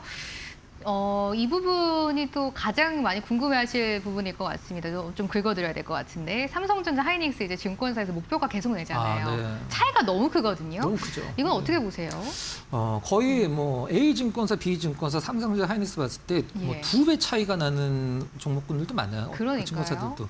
뭐 삼성전자 65만 원을 소위 이제 부른 증권사도 있고 뭐 36만 원까지 제시를 했으니까 예. 하이닉스도 마찬가지죠. 뭐 470만 원인데 148만 원까지 있습니다. 이건 3배 차이가 나는 거죠. 이건 이제 좋게 최고가를 부른 증권사들, 이제 최고가를 불렀다가 낮춘 것도 있긴 합니다만 유지를 하는 증권사 위주로 말씀드리면 초등학교 산수를 한 거죠. 실질적으로는 우리가 얼마를 벌 거니까 얼마를 가야 된다. 단순 논리로 그냥 네. 초등학교 산수. 절대 이건 맞지 않는 거고 오히려 좀 낮게 제시한 증권사들이 뭐 이게 맞는다라는 게 아니라 왜 그런 의견을 제시를 했는지가 중요하거든요. 그러니까 낮게 제시한 증권사들은 너무 좋지만 시장에서 이제 피크아웃에 가까워왔다라고 이제 생각하는 거죠. 가장 예. 중요한 게. 그렇기 때문에 이 피크아웃 됐을 때 얼마까지 빠질 수 있느냐를 이제 계산을 한 건데 뭐 높게 제시한 증권사들도 나름대로 근거는 있고 낮게 제시한 증권사들도 나름대로 근거가 있긴 합니다만은 전 낮게 제시한 증권사들이 왜 그런 것들을 냈는지를 시장에서 믿지는 않더라도 일단은 그 부분을 참고는 해야 된다라고 생각을 하고 있습니다. 예, 조금 전에 말씀해 주셨던 것과 맥을 같이 하는 것 같습니다. 이제 실적이 잘 나온다고 주가가 무조건 가는 게 아니다라는 것을 네. 한번 강조를 해주셨고요. 낮게 제시한 증권사들의 그 이유를 조금 찬찬히 살펴보면서 주가의 흐름을 한번 봐야 될 것 같습니다. 최근에 또 이야기 많이 나오잖아요. 장기 계약, LTA 네. 얘기 많이 나오고 있는데 이거를 또 많이 해야지 어느 정도 그 사이클의 업다운을 조금 해소해 줄 수 있을 거다라고도 평가를 하고 있는 것 같습니다. 어떻게 보세요? 자, 이 LTE 이제 장기 공급 계약을 삼성전자, 하이닉스, 마이크론이 했을 때 예. 이제 시장에서 가장 긍정적으로 평가를 하는 것은 이 사이클의 진폭이 적어질 거다라는 부분이거든요. 예. 과거에는 불황과 호황의 크기가 갭이 이 정도였다라고 하면 장기 공급 계약으로 이걸 이제 좁힌다라는 얘기인데 저는 뭐 개인적으로는 이제 삼성전자, 하이닉스를 뭐 나중에 좀 싸게 사야 되겠다, 이제 불황기 때 사야 되겠다, 뭐 몇 년 뒤라도 이런 분들은 사실 이제 기회는 지나갔습니다. 실적이 이렇게 처지지 않을 거지만 하지만 예. 밑에를 막아놨던 것만큼 윗단도 이제 막혀 있기 때문에 시장에서 좀 솔직하고 좀 간단하게 말씀드리면 뻔해지는 거죠. 뻔해집니다. 예. 뭐 어닝 서프라이즈가 불가능한 거죠. 자, LTA로 공급 계약을 많이 해버리면 예.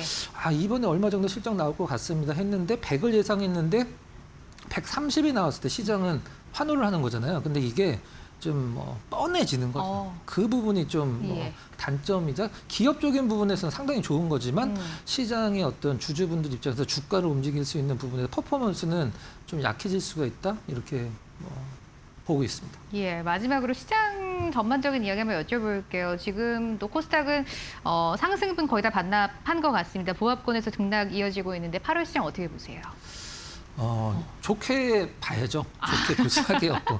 저는 예. 이제 이걸 믿고 있습니다. 주식시장에서 예. 그 누구도 부인할 수 없는 두 가지 전제 조건이 있어요. 예. 이거는 전 세계에서 단 한 명도 부인할 수 없습니다. 예. 어떤 거냐면 주식시장에서 가장 좋은 호재가 무엇인가요? 라고 묻는다라고 하면 많이 떨어졌다거든요. 싸다. 그렇죠. 예. 그다음에 가장 나쁜 악재는 무엇인가? 많이 올랐다예요. 비싸다. 그럼 예. 지금 시장에서 적용할 수 있는 것은 뭐 많이 떨어졌기 때문에 뭐 사실 가장 큰 호재는 많이 떨어졌다. 뭐 이 부분 가장 뭐 긍정적으로 봐야 되지 않을까 생각을 하고 있습니다. 예, 오늘 이데일리 TV 박근호 전문위원과 함께했습니다. 일단 지금 시장 어느 정도 밸류에이션에 좀 같이 많이 떨어졌기 때문에 8월에 긍정적인 모멘텀 주지 않을까라는 말씀까지 한번 정리하면서 여기서 보내드리겠습니다. 이데일리 TV 박근호 전문위원과 함께했습니다. 고맙습니다.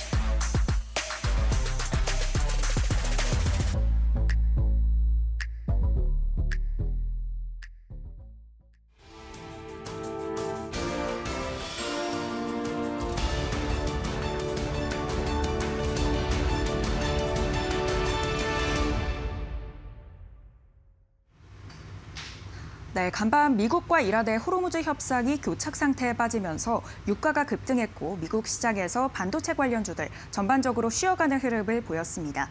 국내 증시도 프리마켓에서 반도체주들이 쉬어가는 흐름 역시나 똑같이 포착이 됐는데요.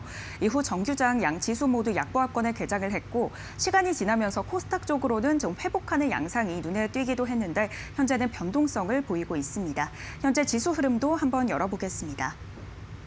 먼저 코스피 시장입니다. 코스피는 하락을 하다가 10시 10분경에 상승 전환을 했습니다. 현재는 강보합권에 거래되면서 6,350포인트 선 지나가고 있습니다.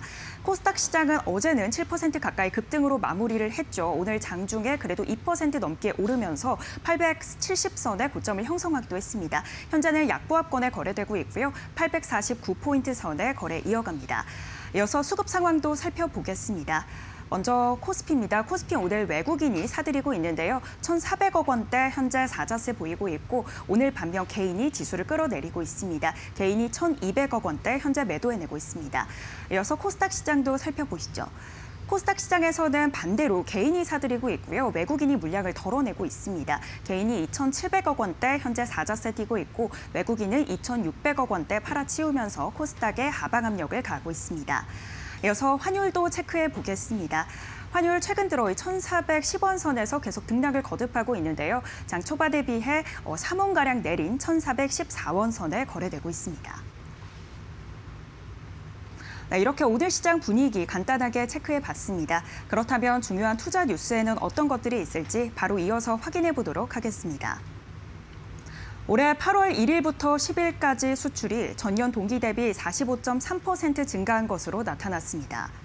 11일 관세청에 따르면 이번 달 1일부터 10일까지 수출은 213억 달러로 전년 동기 대비 45% 넘게 늘면서 역대 같은 기간 기준으로 최대 규모를 기록했습니다. 품목별로 보면 반도체 수출이 155.4% 급증했고 전체 수출 규모에서 반도체가 차지하는 비중은 20.1% 올라 46.8%를 기록했습니다. 이 밖에 석유 제품, 컴퓨터 주변기기 등에서도 수출이 큰 폭으로 늘었으나 무선 통신기기 품목에서는 9.1% 감소세를 나타냈습니다. 같은 기간 수입은 195억 달러로 전년 동기 대비 23.1% 증가했고 수출액이 수입액을 웃돌면서 이 기간 무역 수지는 18억 달러 흑자를 나타냈습니다. 가장 크게 증가한 반도체 종목들 현재 흐름 보겠습니다. 삼성전자가 상승폭을 키워내고 있는데요. 4% 넘게 상승하면서 23만 9,500원 선에 거래 이어가고 있습니다. SK하이닉스는 엇갈린 흐름을 보이고 있습니다. 약보합권에 거래되고 있고요. 141만 원 선 지나갑니다. 이어서 주성 엔지니어링 7% 넘게 튀어오릅니다. 오늘 코스닥 시장 안에서 반도체 소부장 종목들이 눈에 띄는 흐름 보이고 있는데요. 15만 6천 원에 거래되고 있습니다. 이어서 원익 IPS 역시 2.2% 상승하면서 10만 원 선에 거래 이어갑니다. 포장비와 원재료 부담이 늘어나면서 CJ제일제당이 전년 동기 대비 감소한 영업이익을 기록했습니다. CJ제일제당은 오늘 공시를 통해 2분기 매출 7조 3,621억 원, 영업이익 2,576억 원을 기록했다고 밝혔습니다. 매출액은 전년 동기 대비 1.7% 증가한 반면 영업이익은 27.1% 감소했습니다. 그중 식품사업부문 매출은 2조 841억 원으로 해외에서 만두와 햇반 등 글로벌 전략 제품 판매가 늘었지만 내부 부진과 원재료 가격 상승 등의 영향으로 수익성은 둔화됐습니다. 바이오 사업 부분의 매출도 1조 3,509억 원으로 늘었지만 영업이익은 910억 원으로 전년 동기보다 감소한 수치를 기록했습니다. CJ제일제당은 글로벌 전략 제품을 앞세워 K푸드 글로벌 신영토 확장을 가속하고 제조 원가 및 고정비 절감을 통해 수익성 개선에 집중하겠다고 전했습니다. CJ제일제당 예상치를 하회하는 실적에 장 초반부터 계속해서 하방 압력 받아갑니다. 5.7% 하락하면서 19만 3천 원 선에 거래되고 있습니다. 이어서 자회사죠. CJ대한통운 역시 매출은 10% 늘었지만 영업이익이 크게 줄었습니다. 약보합권에 현재 7만 8,600원 선에 거래되고 있습니다. 이어서 식품주 실적도 보겠습니다. 현재 주가 흐름 1% 오르면서 40만 1,000원 선에 거래되고 있고요. 삼양식품은 약보합권에 거래되면서 128만 원 선에 거래 이어가고 있습니다. 코스메카 코리아가 2분기 실적 어닝 서프라이즈를 기록하면서 증권사에서는 일제히 목표 주가를 상향 조정했습니다. 코스메카 코리아는 10일 공시를 통해 2분기 연결 기준 매출액은 2,261억 원, 영업이익은 321억 원으로 전년 동기 대비해서 각각 40%, 39% 증가했다고 밝혔습니다. 영업이익은 시장 예상치인 276억 원을 16% 상회하는 어닝 서프라이즈를 기록했는데요. 회사는 신규 고객사 확보와 기존 고객사의 재주문이 이어지면서 수주가 반복 발주로 이어지는 선순환이 실적 개선을 뒷받침했다고 전했습니다. 이에 NH투자증권은 목표 주가를 기존 11만 5천 원에서 14만 원으로 상향 조정했고 다울투자증권 역시 하반기에도 성장세가 이어질 것으로 전망하면서 목표 주가를 13만 원으로 올렸습니다. K뷰티 수출이 가파른 증가세를 이어가면서 화장품주들이 시장 기대치를 상회하는 실적을 발표하자 장 초반 화장품주들 오늘 동반 상승하는 흐름을 보였습니다. 코스메카 코리아 계속해서 상승 탄력 붙어갑니다. 17% 넘게 오르면서 11만 1,000원 선에 거래되고 있고요. 이어서 다음 종목 살펴보겠습니다. 파마리서치 어제도 약세장 안에서 크게 오르는 흐름을 보였는데 3% 가까이 오르면서 42만 원 선에 거래되고 있습니다. 이어서 달바글로벌 4% 가까이 오르고 있습니다. 오늘 화장품 업종들 전반적으로 강세 보이고 있는데요. 25만 1,000원 선에 거래되고 있습니다. 일단 오늘 양시장 동반 하락으로 출발하긴 했지만 그래도 낙폭을 계속 더 키우고 있진 않다라는 부분이 긍정적입니다. 코스닥 시장에서는 그래도 점점 상승불을 켜내는 종목들 늘어나나 싶었는데 변동성을 좀 키우고 있고요. 대신해서 코스피 쪽으로 현재 삼성전자가 이 지수의 상박을 이끌어주고 있습니다. 오늘 이 코스닥의 순환매 온기가 전반적으로 좀 더 퍼질 수 있을지 체크해 보셔야겠고요. 오늘 시장 대응 전략 어떻게 함께하면 좋을지 저희와 끝까지 챙겨가시기 바랍니다.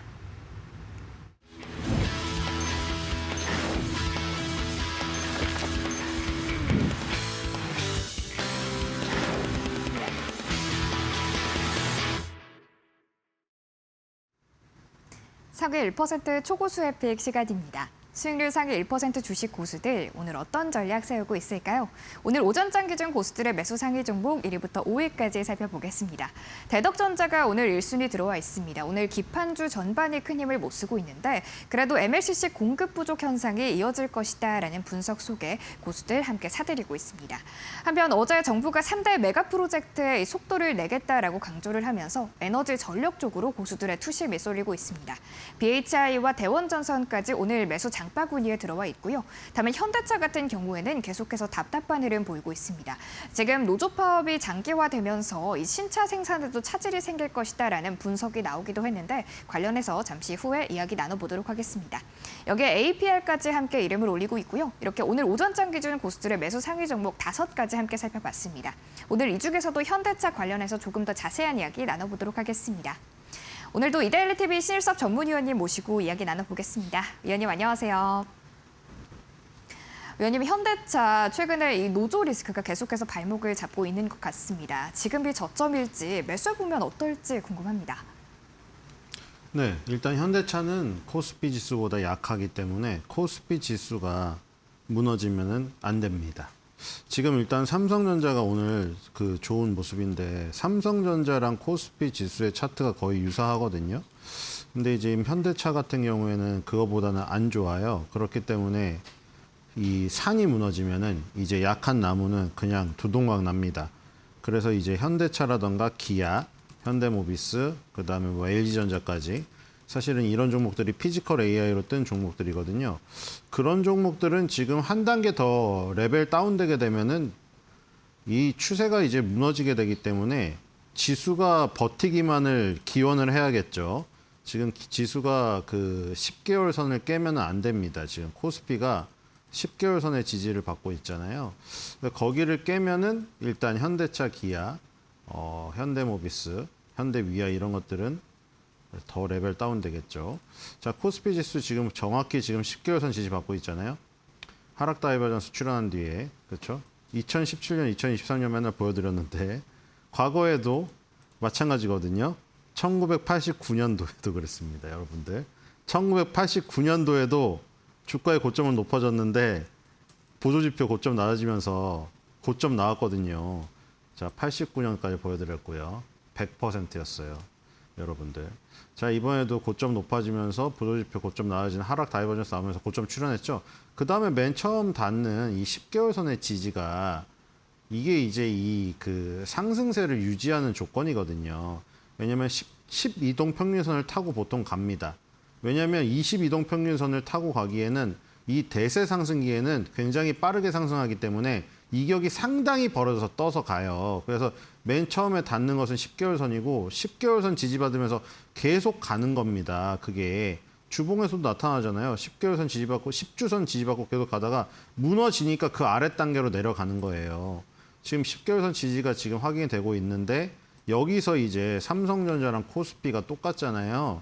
근데 현대차를 비롯하여서 지금 보세요. 10개월 선 무너졌죠.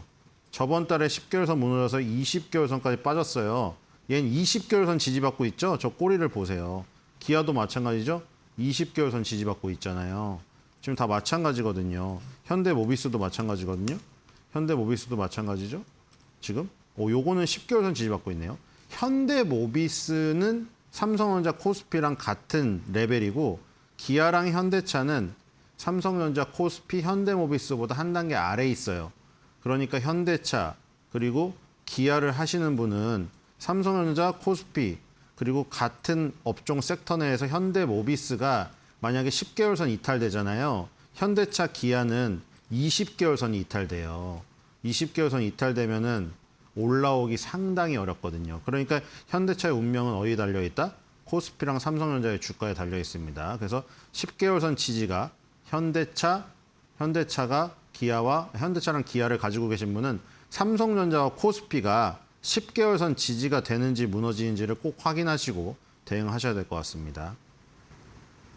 네, 현대차는 지금 상승 추세가 다소 약하기 때문에 전반적인 시장 상황에 따라 움직일 수도 있다. 이 부분을 잘 체크해봐야 한다라고 전략 세워주셨습니다. 이렇게 매수 상위 종목 전략까지 함께 체크해봤고요. 이어서 매도 종목도 함께 열어보도록 하겠습니다.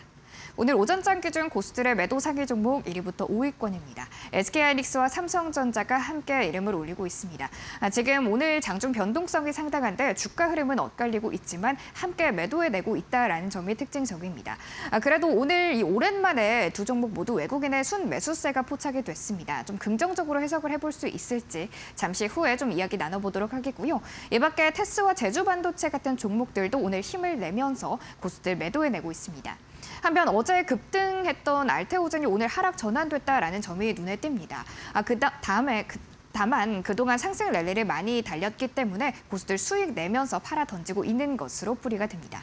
이렇게 매도 상위 종목 5가지 함께 살펴봤고요. 오늘 이 중에서도 산전닉스 관련해서 조금 더 자세한 이야기 나눠보도록 하겠습니다. 위원님, 오늘 오랜만에 외국인들이 삼전닉스 매수해내고 있더라고요. 이 부분 좀 긍정적으로 해석을 해볼 수 있을지 아니면 고수들처럼 팔아내야 할지 전망이 궁금합니다. 네, 일단 TSMC랑 그다음에 지금 일본의 키오시아랑 이런 것들 있잖아요. 지금 이 종목들이 삼성전자나 하이닉스보다는 강하거든요. 그리고 지금 필라델피아 반도체 지수도 마찬가지고 지금 이런 종목들이 계속해서 가주면은 삼성전자, SK하이닉스가 10개월 선에서 반등해서 다시 한번 올라갈 수가 있거든요. 그러니까 지금 아까 전에 말씀드렸다시피 현대차, 기아는 삼성전자랑 코스피의 운명이 달려 있는데 그 위에 삼성전자, 코스피는 지금 도쿄일렉트론, 키오시아, 그 다음에 뭐 대만 가권, 그리고 TSMC 혹은 필라델피아 반도체 지수의 운명이 달려 있습니다. 지금 삼성전자, 코스피는 한 중간 정도예요, 레벨이. 지금 왜냐하면 그 레벨을 어떻게 나누느냐? 이동평균선으로 나누는 거예요. 현대차, 기아는 20개월 선까지 빠졌죠. 삼성전자, 코스피는 10개월 선에 닿아 있죠. 지금 말씀드린 일본의 그 대표 종목들이라던가 대만의 대표 종목들은 10개월 선에 닿지 않고 가고 있거든요. 지금 이거 도쿄 일렉트론인데 일본의 반도체 장비 업체죠. 세계 4대 장비 회사에 드는 업체입니다. 여기 보면은 얘는 10개월 선에 닿나요, 안 닿나요? 안 닿잖아요. 지금 또 보여드릴까요? 지금 이 삼성전자는 보세요. 10개월 선에 정확히 닿죠, 저번 달에. 그리고 지금 약간 떠 있죠. 그리고 아까 현대차는요. 10개월 선 깨지고 20개월 선까지 갔죠. 그렇죠? 그 다음에 도쿄 일렉트론은요.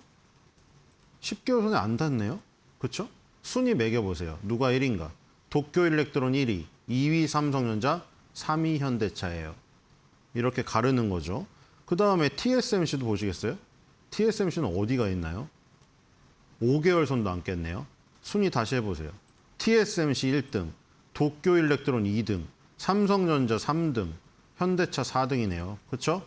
운명은 누구한테 달려있나요? TSMC에 달려있죠. 그리고 TSMC 그 ADR은 미국에도 상장되어 있는데 어차피 주가 흐름은 비슷하고 이 필라델피아 반도체 지수의 흐름에 달려있다고 보시면 될 것 같아요. 그래서 필라델피아 반도체 지수가 만약에 이렇죠. 지금 TSMC는 필라델피아 반도체 지수보다 강한데 이 업종으로 봤을 때 필라델피아 반도체 지수도 지금 10개월 선 위에 떠 있죠. 이게 지금 필라델피아 반도체 지수가 꺾이지 않고 계속해서 그 진군을 하게 되면은 삼성전자, 코스피, SK 하이닉스 2등 라인에 있는 업체들에게도 좋은 일이 벌어지겠죠. 그러니까 현대차는 아예 3, 4등이니까 그건 빼고 삼성전자도 필라델피아 반도체나 TSMC가 계속 올라가게 되면은 이 10개월 선을 깨지 않으면 기회가 있습니다. 그렇게 그 기회를 지금 포착을 하면은 현실적으로 30만 원까지 한번 도전해 볼 수가 있겠죠. 이 정도까지 볼 수 있겠습니다. 네, 이어서 현재 상황 살펴보겠습니다. 오늘 좀 변동성을 띠는 시장이 이어지고 있습니다. 코스닥 시장 그래도 2% 가까운 상승세를 보였는데 현재는 시가총액 상위 종목들이 좀 낙폭을 키워내면서 약보합권으로 내려왔고요. 오히려 코스피가 강보합권으로 전환을 했습니다. 코스피 시장 안에서는 이 삼성전자와 우선주가 상승폭을 좀 더 키워가고 있는 상황인데요. 그럼 버블맵 통해서 업종별 흐름 간단하게 짚어보겠습니다. 숫자는 등락률을 의미하고요. 버블의 크기는 시장의 관심도입니다. 오늘 일단 지정학적 리스크가 다시 한번 긴장도가 올라가면서 정유주가 다시 좀 부각이 되고 있습니다. 또 해운주도 오늘 상승하고 있고요. 이외 반도체가 2.2% 오릅니다. 오늘부터 이 정부와 지자체가 반도체 관련 기업들을 지원할 수 있는 반도체 특별법이 시행이 되는데 장 초반부터 이 코스닥 시장 안에서 소부장 종목들이 일제히 강세를 보였습니다. 다만 시간이 지나면서 상승폭은 조금씩 둔화되고 있다는 점 체크해 보셔야겠고 이외 금융단이 0.5% 강보합권 띄고 있습니다. 종목별로 차별화된 장세를 보이고 있는데 오늘은 그 안에서 보험주가 강합니다. 이외 IT 서비스 카카오와 네이버가 모두 동반 상승하고 있고요. 제약바이오 업종은 장 초반에 상승을 했는데 현재는 대부분 하락으로 전환했습니다. 이외 전기전자단 어제는 전력 3사가 일제히 상승한 반면 오늘은 하락하고 있고 또 이외 방산이나 운송물류단에서도 오늘은 약세 흐름 보이고 있습니다. 그럼 첫 번째 특징 테마로 화장품주 보겠습니다. 오늘이 변동성 장세 안에서도 화장품 관련 종목들이 일제히 강세를 보이고 있습니다. 코스메카 코리아가 어제 실적을 냈는데 어닝 서프라이즈를 기록했습니다. 무려 전년 동기 대비해서 매출이 40% 올랐고 영업이익이 39% 증가세를 보였는데요. K-뷰티의 해외 매출이 크게 늘어나면서 화장품주 전반에 대한 인식이 좋아지고 있습니다. 그렇다면 이런 상황에서 저희가 지금까지는 좀 달바글로벌이나 APR 이런 종목들을 봤다면 그 외 좀 틈새 시장을 노려볼 수 있는 종목 한 가지 보면 좋을 것 같은데 어떤 것 보면 좋을까요? 네, 일단 화장품 완성 업체 중에서는 아모레퍼시픽, LG생활건강은 정말 미안하지만 힘듭니다. 자, 지금 그동안 많이 말씀드린 롯데케미칼이나 NC가 왜 죽어라 노력을 해도 못 오르는가 그 얘기를 지금 대표적으로 맨날 드렸잖아요. 지금 아모레퍼시픽, LG생활건강이 그 수렁으로 들어가 버렸어요. 지금 20년선 밑으로 빠져가지고 저렇게 되면은 밥그릇을 잃은 거예요. 아무리 노력해도 뭐 이게 지금 예를 들어가지고 코로나나 이런 것들이 터져가지고 안 좋은 거면 코로나만 벗어나면 장사 잘 되는 거잖아요. 근데 코로나가 없어져도 장사가 안 되는 거는 비즈니스 모델이 박살난 거거든요. 지금 롯데케미칼이랑 NC가 지금 그런 수준이거든요. 지금. 근데 지금 아모레퍼시픽, LG생활건강도 그렇게 됐어요. 지금 이제는 그 두 종목은 화장품 업종이 아무리 좋아져도 두 종목이 가기는 힘든 겁니다. 그러니까 이제 대표주는 APR 달바글로벌로 봐야겠죠. 우리가 반도체도 삼성전자, SK 하이닉스부터 밑으로 원익 IPS, 테스, 유진테크, 그 다음에 동진세미캠, 뭐 TCK 이렇게 내려가잖아요. 이 지금 화장품도 똑같죠. 일단 완성품 만드는 업체가 밸류체인 상단에 있겠죠. 갑의 자리에. 자, 아모레퍼시픽이나 LG생활건강은 지금 20년선 밑으로 내려갔거든요. 자, 이렇게 되면 영원히 고통받습니다, 이제. 자, 아모레퍼시픽을 보세요. 지금 20년선이 이제 생겼죠. 옛날에 태평양일 때 아모레퍼시픽하고 지금 아모레퍼시픽 뭐 홀딩스 이게 나뉘어가지고 아모레퍼시픽이 생겼는데 이제 이 지금 보면은 20년선의 저항을 지난해부터 받고 있죠. 이렇게 지금 계속 맨날 그 보여드리는 롯데케미칼이나 NC가 그렇게 된 거 아니에요 지금? 자, 롯데케미칼 보세요. 2020년도 코로나 때 저가가 10만 원인데 지금 5만 8천 원이에요. 코로나가 끝나도 회복이 안 되는 거잖아요. 이거는 코로나 탓이 아닌 거잖아요. 그렇죠? 그게 심각한 거 아닌가요? 그게 심각한 거예요. 코로나 탓이 아니었다는 게 무서운 거죠. 그리고 NC도 마찬가지거든요. NC가 영어로 바뀌어가지고 이것도 마찬가지죠. 코로나 때 주가가 이건 물론 게임주니까 방에 틀어박혀서 코로나 때 해서 그렇겠지만 어쨌든 코로나 때 50만 원짜리가 지금 24만 원이거든요. 코로나 탓이 아니라는 게 정말 무서운 거죠. 자, 아모레퍼시픽도 보여드렸고 LG생활건강도 보세요. 20년선 아래로 얘는 이미 2022년도 2년도부터 내려갔어요. 2020년 코로나 때 이 저가가 104,500원, 104만 5천 원이거든요. 지금 32만 원이에요. 너무 무섭지 않습니까? 코로나 탓이 아니라는 거예요. 여러분들 너무 무섭잖아요. 코로나가 아닌데 주가가 저렇다는 건 뭘 의미하는 거겠어요, 여러분들. 너무 심각하죠, 지금. 결국에 APR하고 달바글로벌 이런 쪽으로 얼굴이 바뀌었죠. K뷰티는 계속 성장한다고 하는데 저 주식들은 K뷰티가 성장하는 거랑 상관이 없어요. 밥그릇이 날아갔기 때문에.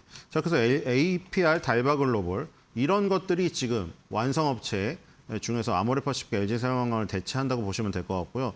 그리고 소호업체들은 사실 별 볼 일 없어요. 마녀공장 지금 2023년에 5만 3천 원이었다가 상장했던 달에 지금 18,000원까지 빠졌거든요. 물론 긍정적인 거는 지금 20개월 선을 뚫고 드디어 올라왔어요. 여기 지금 거래량 붙으면서. 그래서 이제 엄청 바닥을 긁는 원형 바닥형으로 지금 올라갈 수 있는 계기는 마련했는데 이제 첩첩산중이죠. 내려오면서 쌓였던 매물들 다 소화해야 되니까. 그다음에 지금 이거 말고 VT 같은 거 있죠. 리들샷으로 유명한 거. 이것도 지금 2025년도 6월부터 완전 죽었어요. 리들샷이 잘 팔리건 말건. 올리브영이랑 다이소에서 가격을 낮춰서 그런 것 같아요. 근데 이제 이런 것들이 지금 밑단으로 가면은 괜찮은 거죠. 한국콜마나 코스맥스 같은 OEM, ODM, OBM, OGM 이쪽으로 오면 지금 괜찮습니다. 이런 흐름이. 그리고 3위 업체인 코스메카 코리아는 오늘 날리고 있고 4위 업체인 CNC 인터내셔널은 하면 안 되겠죠. 그렇죠? 죽었잖아요. 이런 거 하면 안 되고 그다음에 이 지금 실리콘2 같은 모델도 있어요. 사이트를 만들어서 홍보해주고 물류 창고 대여해주고 이런 업체들. 이것도 지금 20개월 선 아래라 약하죠.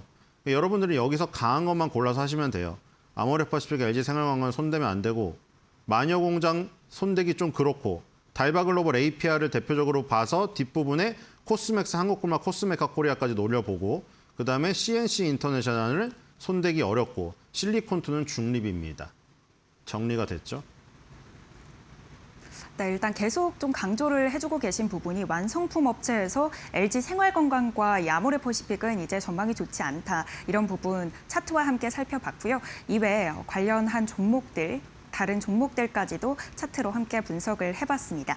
그럼 두 번째 특징 섹터로 정유주 살펴보겠습니다. 이 미국과 이란의 호르무즈 해협을 둘러싼 갈등이 쉽사리 봉합이 되지 않고 있습니다. 간밤에 트럼프 미국 대통령은 이란의 전쟁 손해배상 청구에 대해서 자신들도 손해배상을 청구할 거다 이렇게 맞받아쳤고 국제유가가 브렌트유와 WTI 모두 5% 넘게 급등하는 흐름을 보였습니다.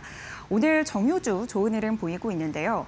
그런데 워낙 이 정유주, 이 유가 자체는 오르고 내리고를 좀 반복하는 그럴 수밖에 없는 흐름인데 이런 좀 흐름을 제외하고도 정유주의 전망을 좀 어떻게 보고 계신지 궁금합니다. 네, 일단 그 이란이 파괴를 시킨 게 많아가지고 우리나라한테 도움이 되고 있거든요. 지금 사실 이란이 걸프국에다가 맨날 저거 탄도미사일이 있는 순항미사일이 있는 드론이니 막 섞어서 쏘잖아요. 지금 우리나라 사드까지 빼갔다가 왔는데 지금 방어 미사일이 없어요. 그래서 지금 결국에는 그 윤활기유 공장을 파괴시켰거든요. 그래가지고 윤활기유가 여러분들이 그 엔진오일 가시잖아요. 뭐 테슬라 타시는 분은 안 가셔도 되는데 내연기관차 타시는 분은 뭐 맨날 갈잖아요. 3개월이나 6개월이니 3,000km니 5,000km니 정해가지고 가시는데 이 엔진오일 만드는 윤활 베이스유예요.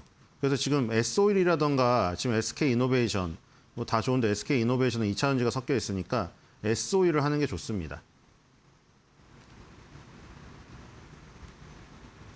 네, 일단 이 정유주의 흐름은 계속 바뀔 수 있지만 이란이 워낙 좀 많은 걸 파괴했기 때문에 정유주, 특히나 이 정유 쪽만 가지고 있는 S오일의 전망은 긍정적으로 바라봐 주셨습니다. 그럼 다음 꼬마 버블로 특징 섹터와 이 종목도 한 가지 꼽아 주시죠. 네, 조방원이 지금 이제 그 믿을 만한 곳에 지금 다 갔거든요. 그래서 노려볼만 하죠. 아까 전에 말씀드린 대로 현대차가 20개월 선까지 갔다고 했는데 조방원도 비슷하거든요. 지금 아까 전에 TSMC 제일 높게 있었고 그다음에 필라델피아 반도체 지수, 뭐 도쿄 일렉트론, 그다음에 삼성전자 코스피, 그다음에 현대차, 기아 얘네가 꼴찌였죠.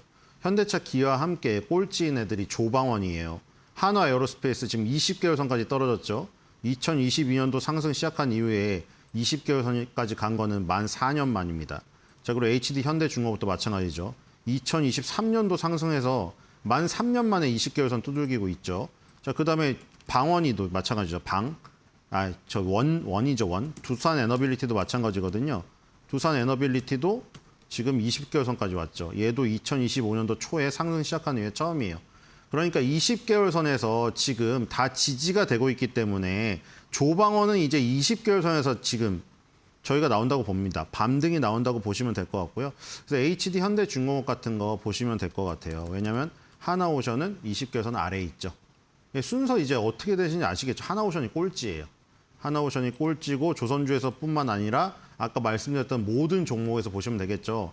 그러니까 필라델피아 반도체 지수랑 삼성전자, 코스피가 오르기 시작하면 HD 현대중공업은 20개월 선에서 반등이 나와서 현실적으로 60만 원 정도까지 목표 주가를 세울 수 있겠습니다. 네, HD 현대중공업 특징 섹터로 살펴봤고요. 특징 섹터로는 오늘 조선주 만나봤습니다. 지금까지 이데일리 TV 신일서 위원과 함께 시장 전략 만나봤습니다. 위원님 오늘 말씀 고맙습니다.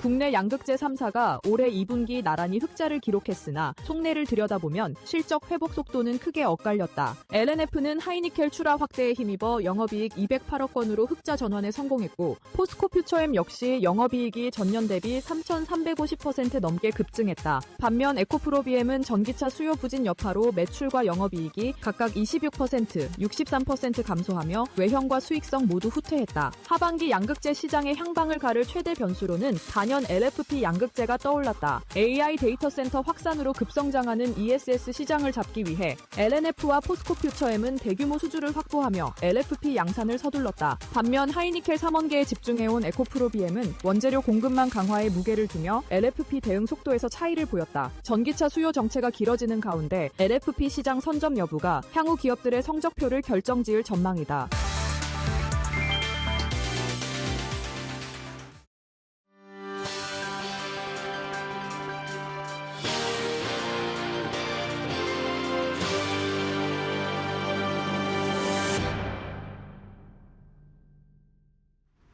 인사이트 플러스로 이어갑니다. 오늘 이분 모셨습니다. 마켓인 권소현 센터장 나오셨네요. 안녕하세요. 네, 안녕하세요. 예, 오늘 참 말도 많고 탈도 많았던 네. ISA 계좌 이야기 해주신다고 합니다. 만능 절세 계좌로 참 유명했던 ISA 계좌인데 세법 개정안 나오면서 변화가 생겼다라는 이야기 나오면서 논란이 참 컸습니다.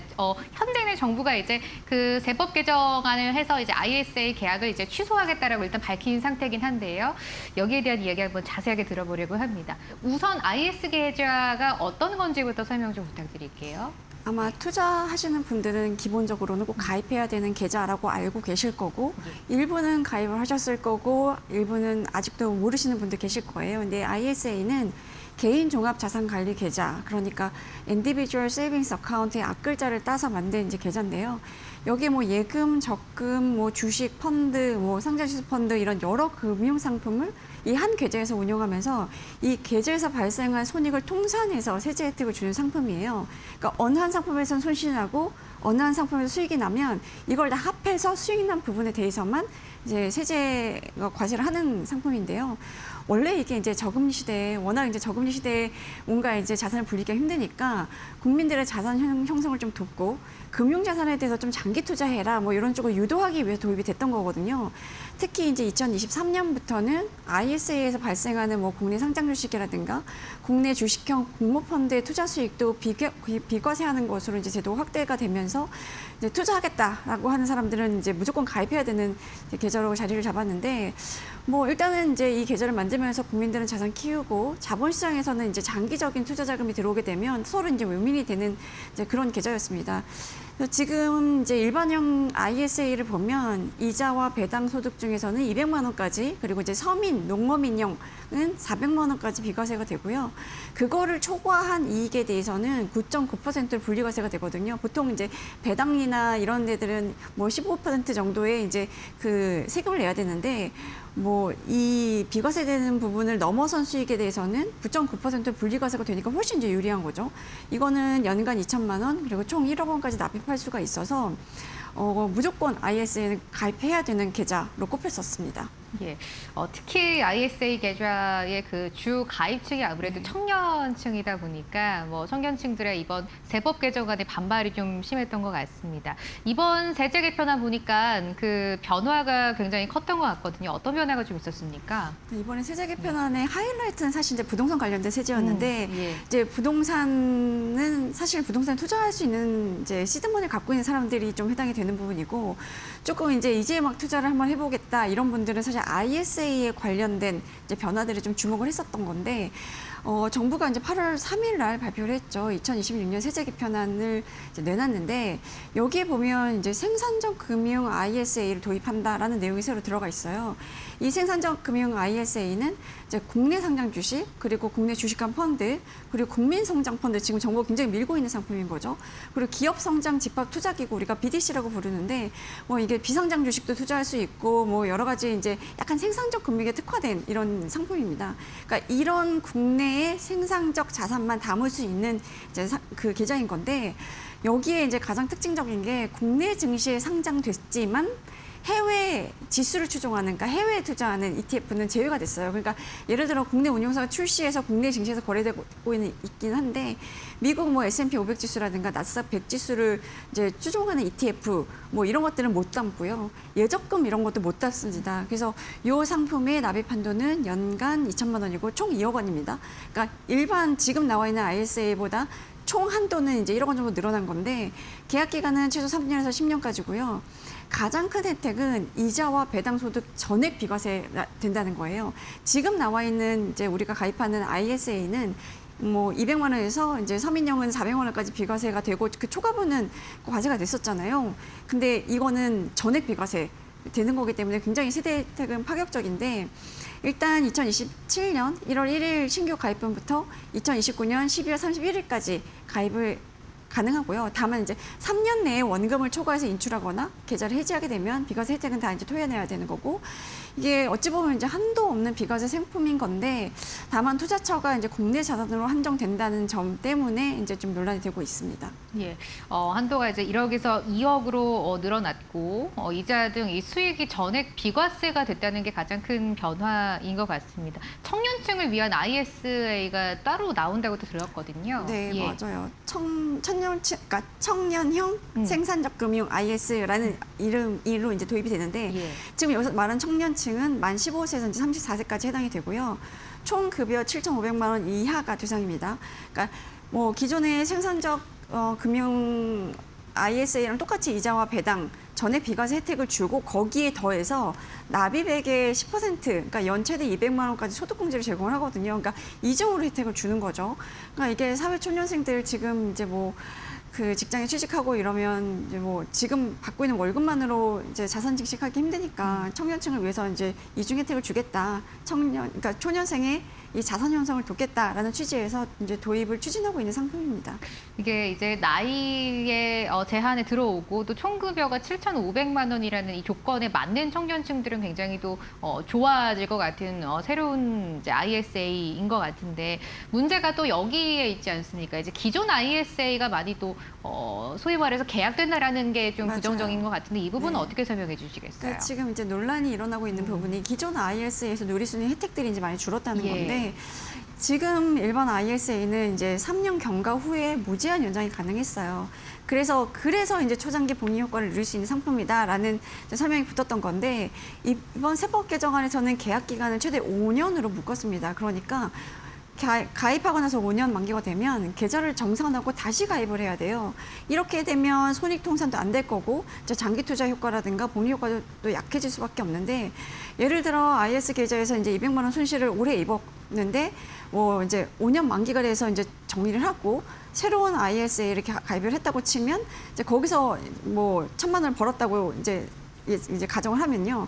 원래는 손익통산에서 이제 뭐 200만 원 손실 입은 거랑 이제 1,000만 원 수익을 낸 거랑 합하면 이제 800만 원 수익인 거잖아요. 그 800만 원 수익에 대해서만 세금을 내는 시기였는데 지금 계좌가 정리를 하고 나서 새롭게 가입을 하니까 두 계좌 나뉘어져 있게 되는 거고 두 번째 계좌에서 번 1,000만 원에 대해서는 고스란히 세금을 내야 되는 거거든요. 이런 부분에 대한 이제 그러니까 그걸 이제 기존의 가입자들은 불이익이라고 생각을 하는 거고 또 한 가지가 연간 한도 2월을 좀 폐지를 하기로 했다는 부분입니다. 이게 이제 특히 반발을 사고 있는 부분인데 사실 이제 연간 한도가 2,000만 원이었고 올해 만약에 이제 1,000만 원만 투자를 했다 그러면 내년에 3,000만 원까지 투자를 할 수가 있었거든요. 그런데 이게 폐지가 되면서 이제 2월 한도가 안 되는 거죠. 그래서 만약에 이제 매해 2,000만 원씩 넣을 수 있는 투자를 잘하면 이제 크게 이제 상관은 없을 텐데 뭐 예를 들어 소득이 적은 사회초년생이라든가 아니면 수입이 일정치 않은 자영업자라든가 아니면 이제 올해 뭐 보너스를 받았다 아니면 성과급을 받았다 그래서 작년에 못 채운 한도를 올해 채울 수 있다 뭐 이런 경우들은 이게 2월 한도가 안 되니까 이제 조금 불이익을 받는 거 아니냐라는 생각을 할 텐데 이제 뭐 나중에 목돈 생기면 2월 한도까지 최대한 몰아서 넣겠다 이랬던 투자자들은 약간 계획에 차질이 생기는 거죠.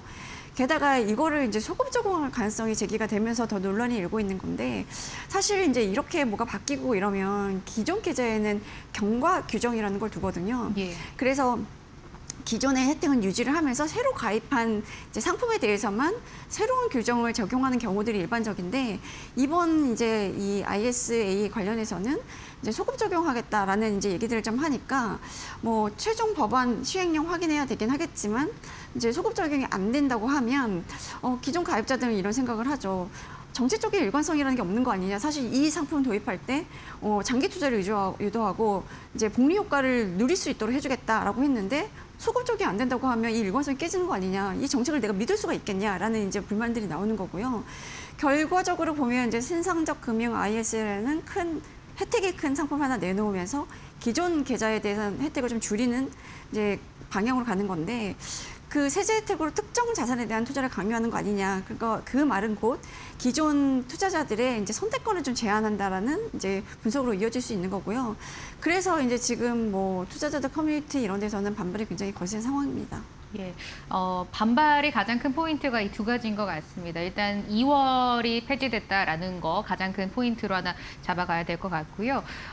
지금 또 문제가 되는 것 중 하나가 이겁니다. 어쨌든 그 국내 상장된 해외 지수 ETF, 뭐 S&P 500 같은 걸로 이제 어쨌든 청년들이 여기에 조금 자산을 많이 투자를 하고 장기간 투자를 해서 그 복리 효과를 누린다는 게 어쨌든 제일 큰 메리트였었는데 이 메리트가 이제 사라지는 게 가장 큰 또 반발이 되는 요소 중 하나입니다. 지금 어쨌든 이제 국내 투자 상품들을 좀 많이 또 만들어가고 있는 것 같은데 왜 지금 시점에서 국내 투자 전용 상품을 좀 만드는 겁니까? 지금 이 정부 들어서 예. 이제 국내 주식을 좀 부양하겠다는 의지가 강력했잖아요. 그래서 여러 가지 상법 개정안을 비롯해서 지금 국내 증시에 그러니까 코리아 디스카운트를 조금 해소하자라는 그 정치적 방향 굉장히 이제 뚜렷했어요. 그러면서 여러 가지 이제 도입했던 상품들을 보면 해외 주식 투자하지 말고 국내 주식 투자해라. 그만큼 국내 증시에 이제 체질 개선이라든가 이런 걸 노력하겠다라는 게 이제 정부의 정책적인 목표였는데 예. 이것도 마찬가지인 것 같아요. 해외 증시로의 쏠림 그리고 또 한 가지 이제 부동산으로 갈 수 있는 돈을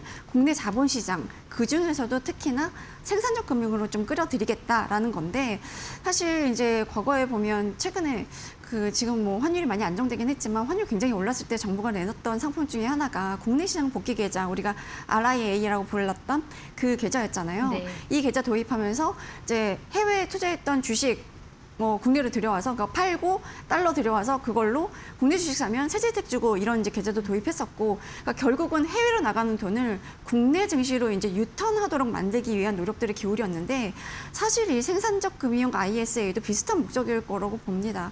그러니까 돈이 해외 자본시장으로 나가게 하기보다는 이 세제 혜택을 이용해서 이제 가계 여유 자금을 국내 주식시장 그리고 국내 그러니까 우리나라 기업들의 성장 자금으로 좀 연결해 보겠다라는 정책적 목표인 건데, 뭐 기존 ISA가 국민의 자산 형성에 좀 더 초점을 맞췄다면 이 생산적 금융 ISA는 여기에 국내 자본시장 활성화에 조금 더 방점이 찍힌 거 아닌가라는 생각이 좀 들고, 생산적 부문으로의 자금 이동이라는 정책적 목표가 좀 더해진 게 아닌가 하는 생각이 드는데, 지금 사실 이제 증시가 막 오르다가 코스피 뭐 오늘 조금 오르고 있긴 하지만 최근에 이제 뭐 9천 막 이렇게 찍었다가 많이 떨어졌잖아요. 그쵸. 그러니까 지금 국내 증시에 이런 뭐 여전히 저평가되어 있다고 하는 이 국내 증시를 좀 부양해야 되는 목적도 있고 이러니까 여러 가지 목적에 부합한 상품이 이 생산적 금융 ISA가 아닌가 하는 생각이 좀 듭니다. 예, 결국은 이번 ISA 개편으로 그런 자금들이 이제 해외로 유출되는 게 아니라 국내로 들어와서 이게 이제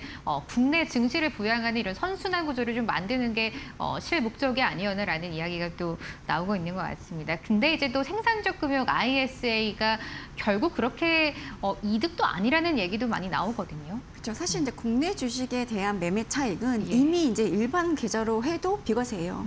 근데 이제 생산적 금융 ISA의 전액 비과세 혜택은 사실 이제 이자하고 배당 소득에만 적용이 되는 거거든요. 근데 우리나라 주식 중에 이제 뭐 보통 미국 주식에 비해서 우리나라 주식은 배당성이 아직은 낮은 편이기 때문에 예. 고배당주, 이제 배당형 펀드 이런 데 투자하는 투자자가 아니라면 그렇게 절세 효과가 있겠냐라는 얘기가 좀 나오고 있는 거고, 또 한편으로는 뭐 이런 분석도 좀 있긴 합니다. 금융투자소득세 도입을 위한 이제 사정 포석 아니냐라는 건데, 지금 이제 이번 정부 들어서기 전부터 사실 이제 국내 주식, 채권, 펀드, 파생상품 이런 이제 금융투자로 얻은 소득을 하나의 금융투자 소득으로 묶어서 과세를 하는, 그러니까 금투세 도입을 추진했었잖아요. 그러다가 이제 이 정부 들어서 국내 증시의 투자 심리, 어쨌든 이제 국내 증시를 좀 부양해야 되는 목표가 있었으니까 이런 국내 증시의 투자 심리를 조금 위축시키는 요인이 아니냐, 이래서 이 금투세 도입은 폐지가 됐고 이제 증거거래소를 이제 원복을 했잖아요. 그런데 이제 이게 사실은 그러니까 소득이 있는 곳에 세금이 있다라는 게 조세 원칙인 건데, 조세 원칙상으로 보면 금투세 도입하는 게 맞기 때문에 이런 금투세 도입은 어쨌든 간에 다시 추진할 수밖에 없고, 그런 거를 생각해서 이제 사전 포석 차원에서 비과세 계좌를 먼저 이제 마련한 거 아니냐라는 얘기들이 좀 나오고 있긴 합니다. 그렇다면 이 부분부터가 이제 제일 중요할 것 같습니다. 기존에 이제 ISA 계좌 가지고 계신 분들 굉장히 많으실 것 같습니다. 시청자분들도 그러실 것 같은데요. 이런 분들은 지금 어떤 전략을 좀 써야 될까요? 굉장히 이제 혼란스러워했었죠. 그리고 예. 뭐 얘기 들어보면 증권사 이제 창구라든가 PB들한테도 문의가 굉장히 많이 왔다고 해요. 그리고 뭐 온라인상으로는 기존의 ISA의 만기를 9,999년까지로 연장해놔라. 뭐 이런 이제 얘기도 좀 돌고 이랬었는데, 일단 기본적으로 지금 이 세제 개편안이 확정된 게 아닙니다. 예. 그러니까 국회 논의를 앞두고 발표한 정부 아닌 건데, 이게 이제 뭐 새로 지금 뭐 좀 보완을 지시를 한 상태고, 보완안이 나오면 그걸 가지고 이제 국회 논의가 돼서 통과가 돼야만 시행이 되는 건데, 뭐 사실 이제 국내 자본시장으로 자금을 유도하겠다라는 정책 기조 자체는 크게 바뀌지는 않을 것 같아요. 그리고 거기에 대한 여야 의견도 크지는 않을 것 같은데, 얼마나 강제성을 두느냐라는 수위가 이제 국회에서 조정될 여지가 좀 있는 거죠. 그리고 이 바뀌는 규정은 2027년부터 적용이 되는 거고, 2026년, 그러니까 올해 말까지는 현행 규정이 적용이 되는 거거든요. 그래서 지금 뭐 갖고 계시는 ISA를 뭐 어떻게 섣불리 해지하거나 뭐 이럴 필요는 없는데, 일단 이제 생산적 금융 ISA의 세부 조건이라든가 기존 IS 가입자의 이전 전환 방식 이런 것들을 좀 지켜보고 결정하는 게 좋을 것 같긴 합니다. 근데 뭐 사실 일반 ISA하고 생산적 금융 IS를 중복해서 가입하는 게 가능할 수도 있을 것 같아요. 그렇게 되면 기존 ISA에서는 해외 ETF 이런 것들을 좀 투자를 하고, 기존 IS에서 활용하기 좋은 자산들은 이제 거기에 담고, 생산적 금융 IS에서는 만약에 고배당주를 투자하신다, 아니면 배당주 펀드에 투자하신다, 그러면 그거는 생산적 금융 IS에서 담는, 그러면서 이제 조금이라도 절세 효과를 더 누리시는 게 좋을 것 같고요. 만일 이제 생산적 금융 ISA 가입을 위해서 기존 ISA를 해지해야 된다라고 그런 식으로 이제 세제 개편이 이제 확정이 된다면, 예. 어떤 자산에 본인이 투자할 것인지 아니면 어떤 자산에 투자해야 수익이 더 날 것인지를 이제 판단하고 거기에 맞는 상품을 가입하는 게 좋을 것 같고요. 지금 이제 기존 ISA를 조금 더 유지하고 싶다고 하면 일단은 이제 ISA 가입한 증권사에 들어가시면 만기가 표시가 되어 있을 거거든요. 그 만기가 언제까지인지 확인을 하시고 이게 내년 1월 1일부터 신규 가입하거나 연장하는 경우부터 이제 새로운 규정이 이제 적용이 될 거기 때문에 애초에 뭐 어떻게 되든 간에 만기를 길게 연장해 주는 게 아무래도 유리할 수 있을 것 같거든요. 그래서 만기를 확인을 하고 기간 연장은 만기일 3개월 전부터 이제 연장이 가능하니까 올해 안에 만약에 그 만기 가능 시점이 도래하면 개정안 시행되기 전에 미리 이제 만기를 연장해 주시는 게 좋을 것 같고 만기도 가장 그러니까 아마 금융사 약관마다 다를 거예요.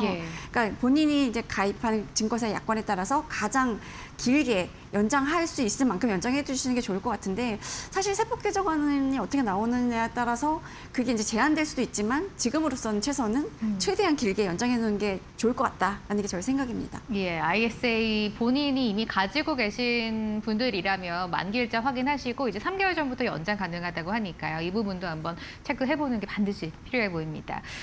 ISA 이제 개정하겠다라는 이제 개정안이 발표가 되면서 반발이 정말 너무 컸거든요. 그래서 이제 대통령 측에서 다시 검토를 좀 하라고 지시를 했는데 이 부분은 또 어떻게 해석을 해야 되겠습니까? 그러니까 뭐 이제 보완을 지시한 상태고 이게 이제 보완된 세법 개정안이 나오면 그거에 관련된 조세특례 제한법 개정안이 국회에서 통과를 해야 최종 확정이 되는 건데 저는 개인적으로 지금 보면 기존의 ISA는 현행대로 유지를 하거나 기존의 가입자의 권리를 좀 보호하는 방향으로 보완이 될 거라고 좀 보긴 합니다. 근데 개인적으로는 ISA를 너무 복잡하게 만들지는 않았으면 좋겠어요. 그리고 이제 국내 주식에 투자하도록 유도하더라도 투자자한테는 이제 충분한 선택권을 주는 게 맞는 것 같고요. 기존 가입자가 누릴 수 있는 혜택을 줄이지 않으면서 이제 세대 혜택을 늘리는 게 사실 이제 장기 투자를 유도할 수 있는 이제 방법이니까 그 목적을 이제 그 가입자들의 장기 투자 그리고 복리 효과 이런 데 좀 방점을 찍었으면 합니다. 사실 이제 정부의 역할이라는 게 ISA 상품 하나를 더 만드는 게 아니라 국민의 돈이 실제로 장기 투자로 이어질 수 있도록 하는 거잖아요. 그러니까 지금 정부가 부동산으로 흘러갈 수 있는 돈을 증시로 좀 이게 그 갈 수 있도록 이제 물꼬를 틀기 위해서 증시 부양한 것도 있기 때문에 약간 이런 세제 혜택을 통해서 좀 더 이제 증시에 장기 투자할 수 있는 그런 환경을 좀 만들어주는 게 좋을 것 같고. 이게 세제로 국내 증시에 유입되는 돈을 늘리는 것도 중요하지만 국내 증시로 돈이 들어올 수 있도록 국내 증시를 좀 더 투자 매력이 있는 곳으로 만들려는 노력을 하는 게 더 중요하지 않나 하는 생각이 좀 듭니다. 예. 다시 한번 ISA가 이제 개정안이 또 나온다면 어쨌든 투자자들에게 가장 또 좋은 방향으로 나왔으면 하는 마음에서 오늘 한번 코너 정리해 보도록 하겠습니다. 마켓인 권소현 센터장님과 함께했습니다. 오늘 말씀 고맙습니다. 네, 감사합니다.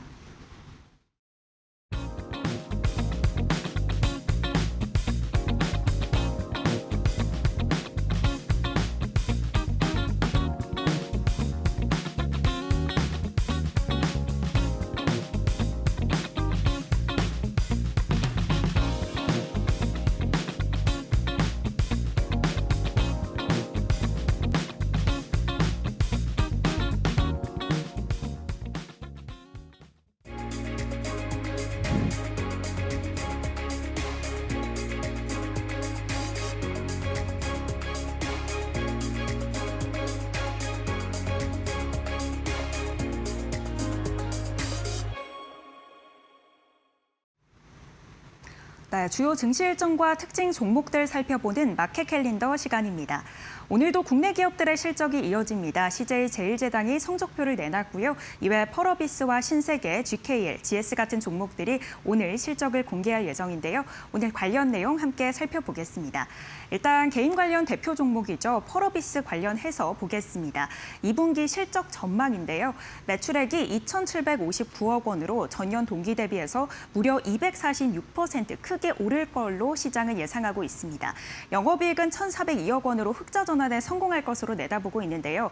일단 긍정적인 전망에는 아무래도 지난 3월에 출시한 붉은 사막의 영향이 가장 크게 작용하고 있습니다. 올해 출시한 IP 중에 매출 1위를 기록하고 있죠. 한 달이 되기 전에 500만 장을 기록했다가 80여일 만에 600만 장을 달성한 바 있습니다.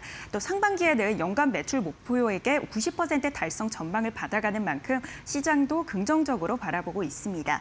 이외 붉은 사막 추가 확장판 출시 일정도 확정이 됐고 차기작 도깨비 게임의 이 기대감까지 받아가면서 긍정적인 전망 등에 업고 있습니다.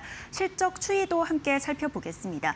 펄어비스 이 4분기까지는 지지부진했습니다. 아무래도 검은 사막 이후에 신작이 계속 나오지 않자 공백의 적자를 기록하고 말았는데요. 다만 26년 1분기에 크게 올랐습니다. 이번에도 호실적을 이어갈 수 있을지 체크해 보셔야겠고요. 다음으로 신세계 실적 전망 보겠습니다. 일단 매출이 1조 7,976억 원 기대감 받아가면서 전년 동기 대비해서 6% 넘게 오를 것이라고 보고 있고 영업이익은 1,526억 원으로 점쳐지고 있습니다. 다만 호실적 전망을 받아갔던 롯데쇼핑과 이 현대백화점이 지난주에 예상치를 하회하는 실적을 내놓으면서 백화점주 전반이 투심이 좀 많이 약화가 된 상황인데요. 일단 신세계 긍정적인 전망은 면세점 수익 개선 전망 크게 받아가고 있습니다. 인천공항의 계약이 종료가 됐는데 당장 매출은 감소했고 지만 적자 사업을 정리하면서 일단 영업이익 면에서 긍정적으로 좀 작용을 했을 것이다. 이렇게 바라보고 있는 상황인데요. 실적 추이도 살펴보겠습니다. 신세계는 계속해서 우상향 곡선을 그리진 않았지만 25년 2분기를 비교해 봤을 때 일단 26년 2분기 전망치로는 상당히 2배 가까이 늘어난 영업이익을 좀 점치고 있다. 이렇게 살펴볼 수 있겠습니다. 그럼 오늘 실적 관련주 현재 주가 흐름 살펴보겠습니다.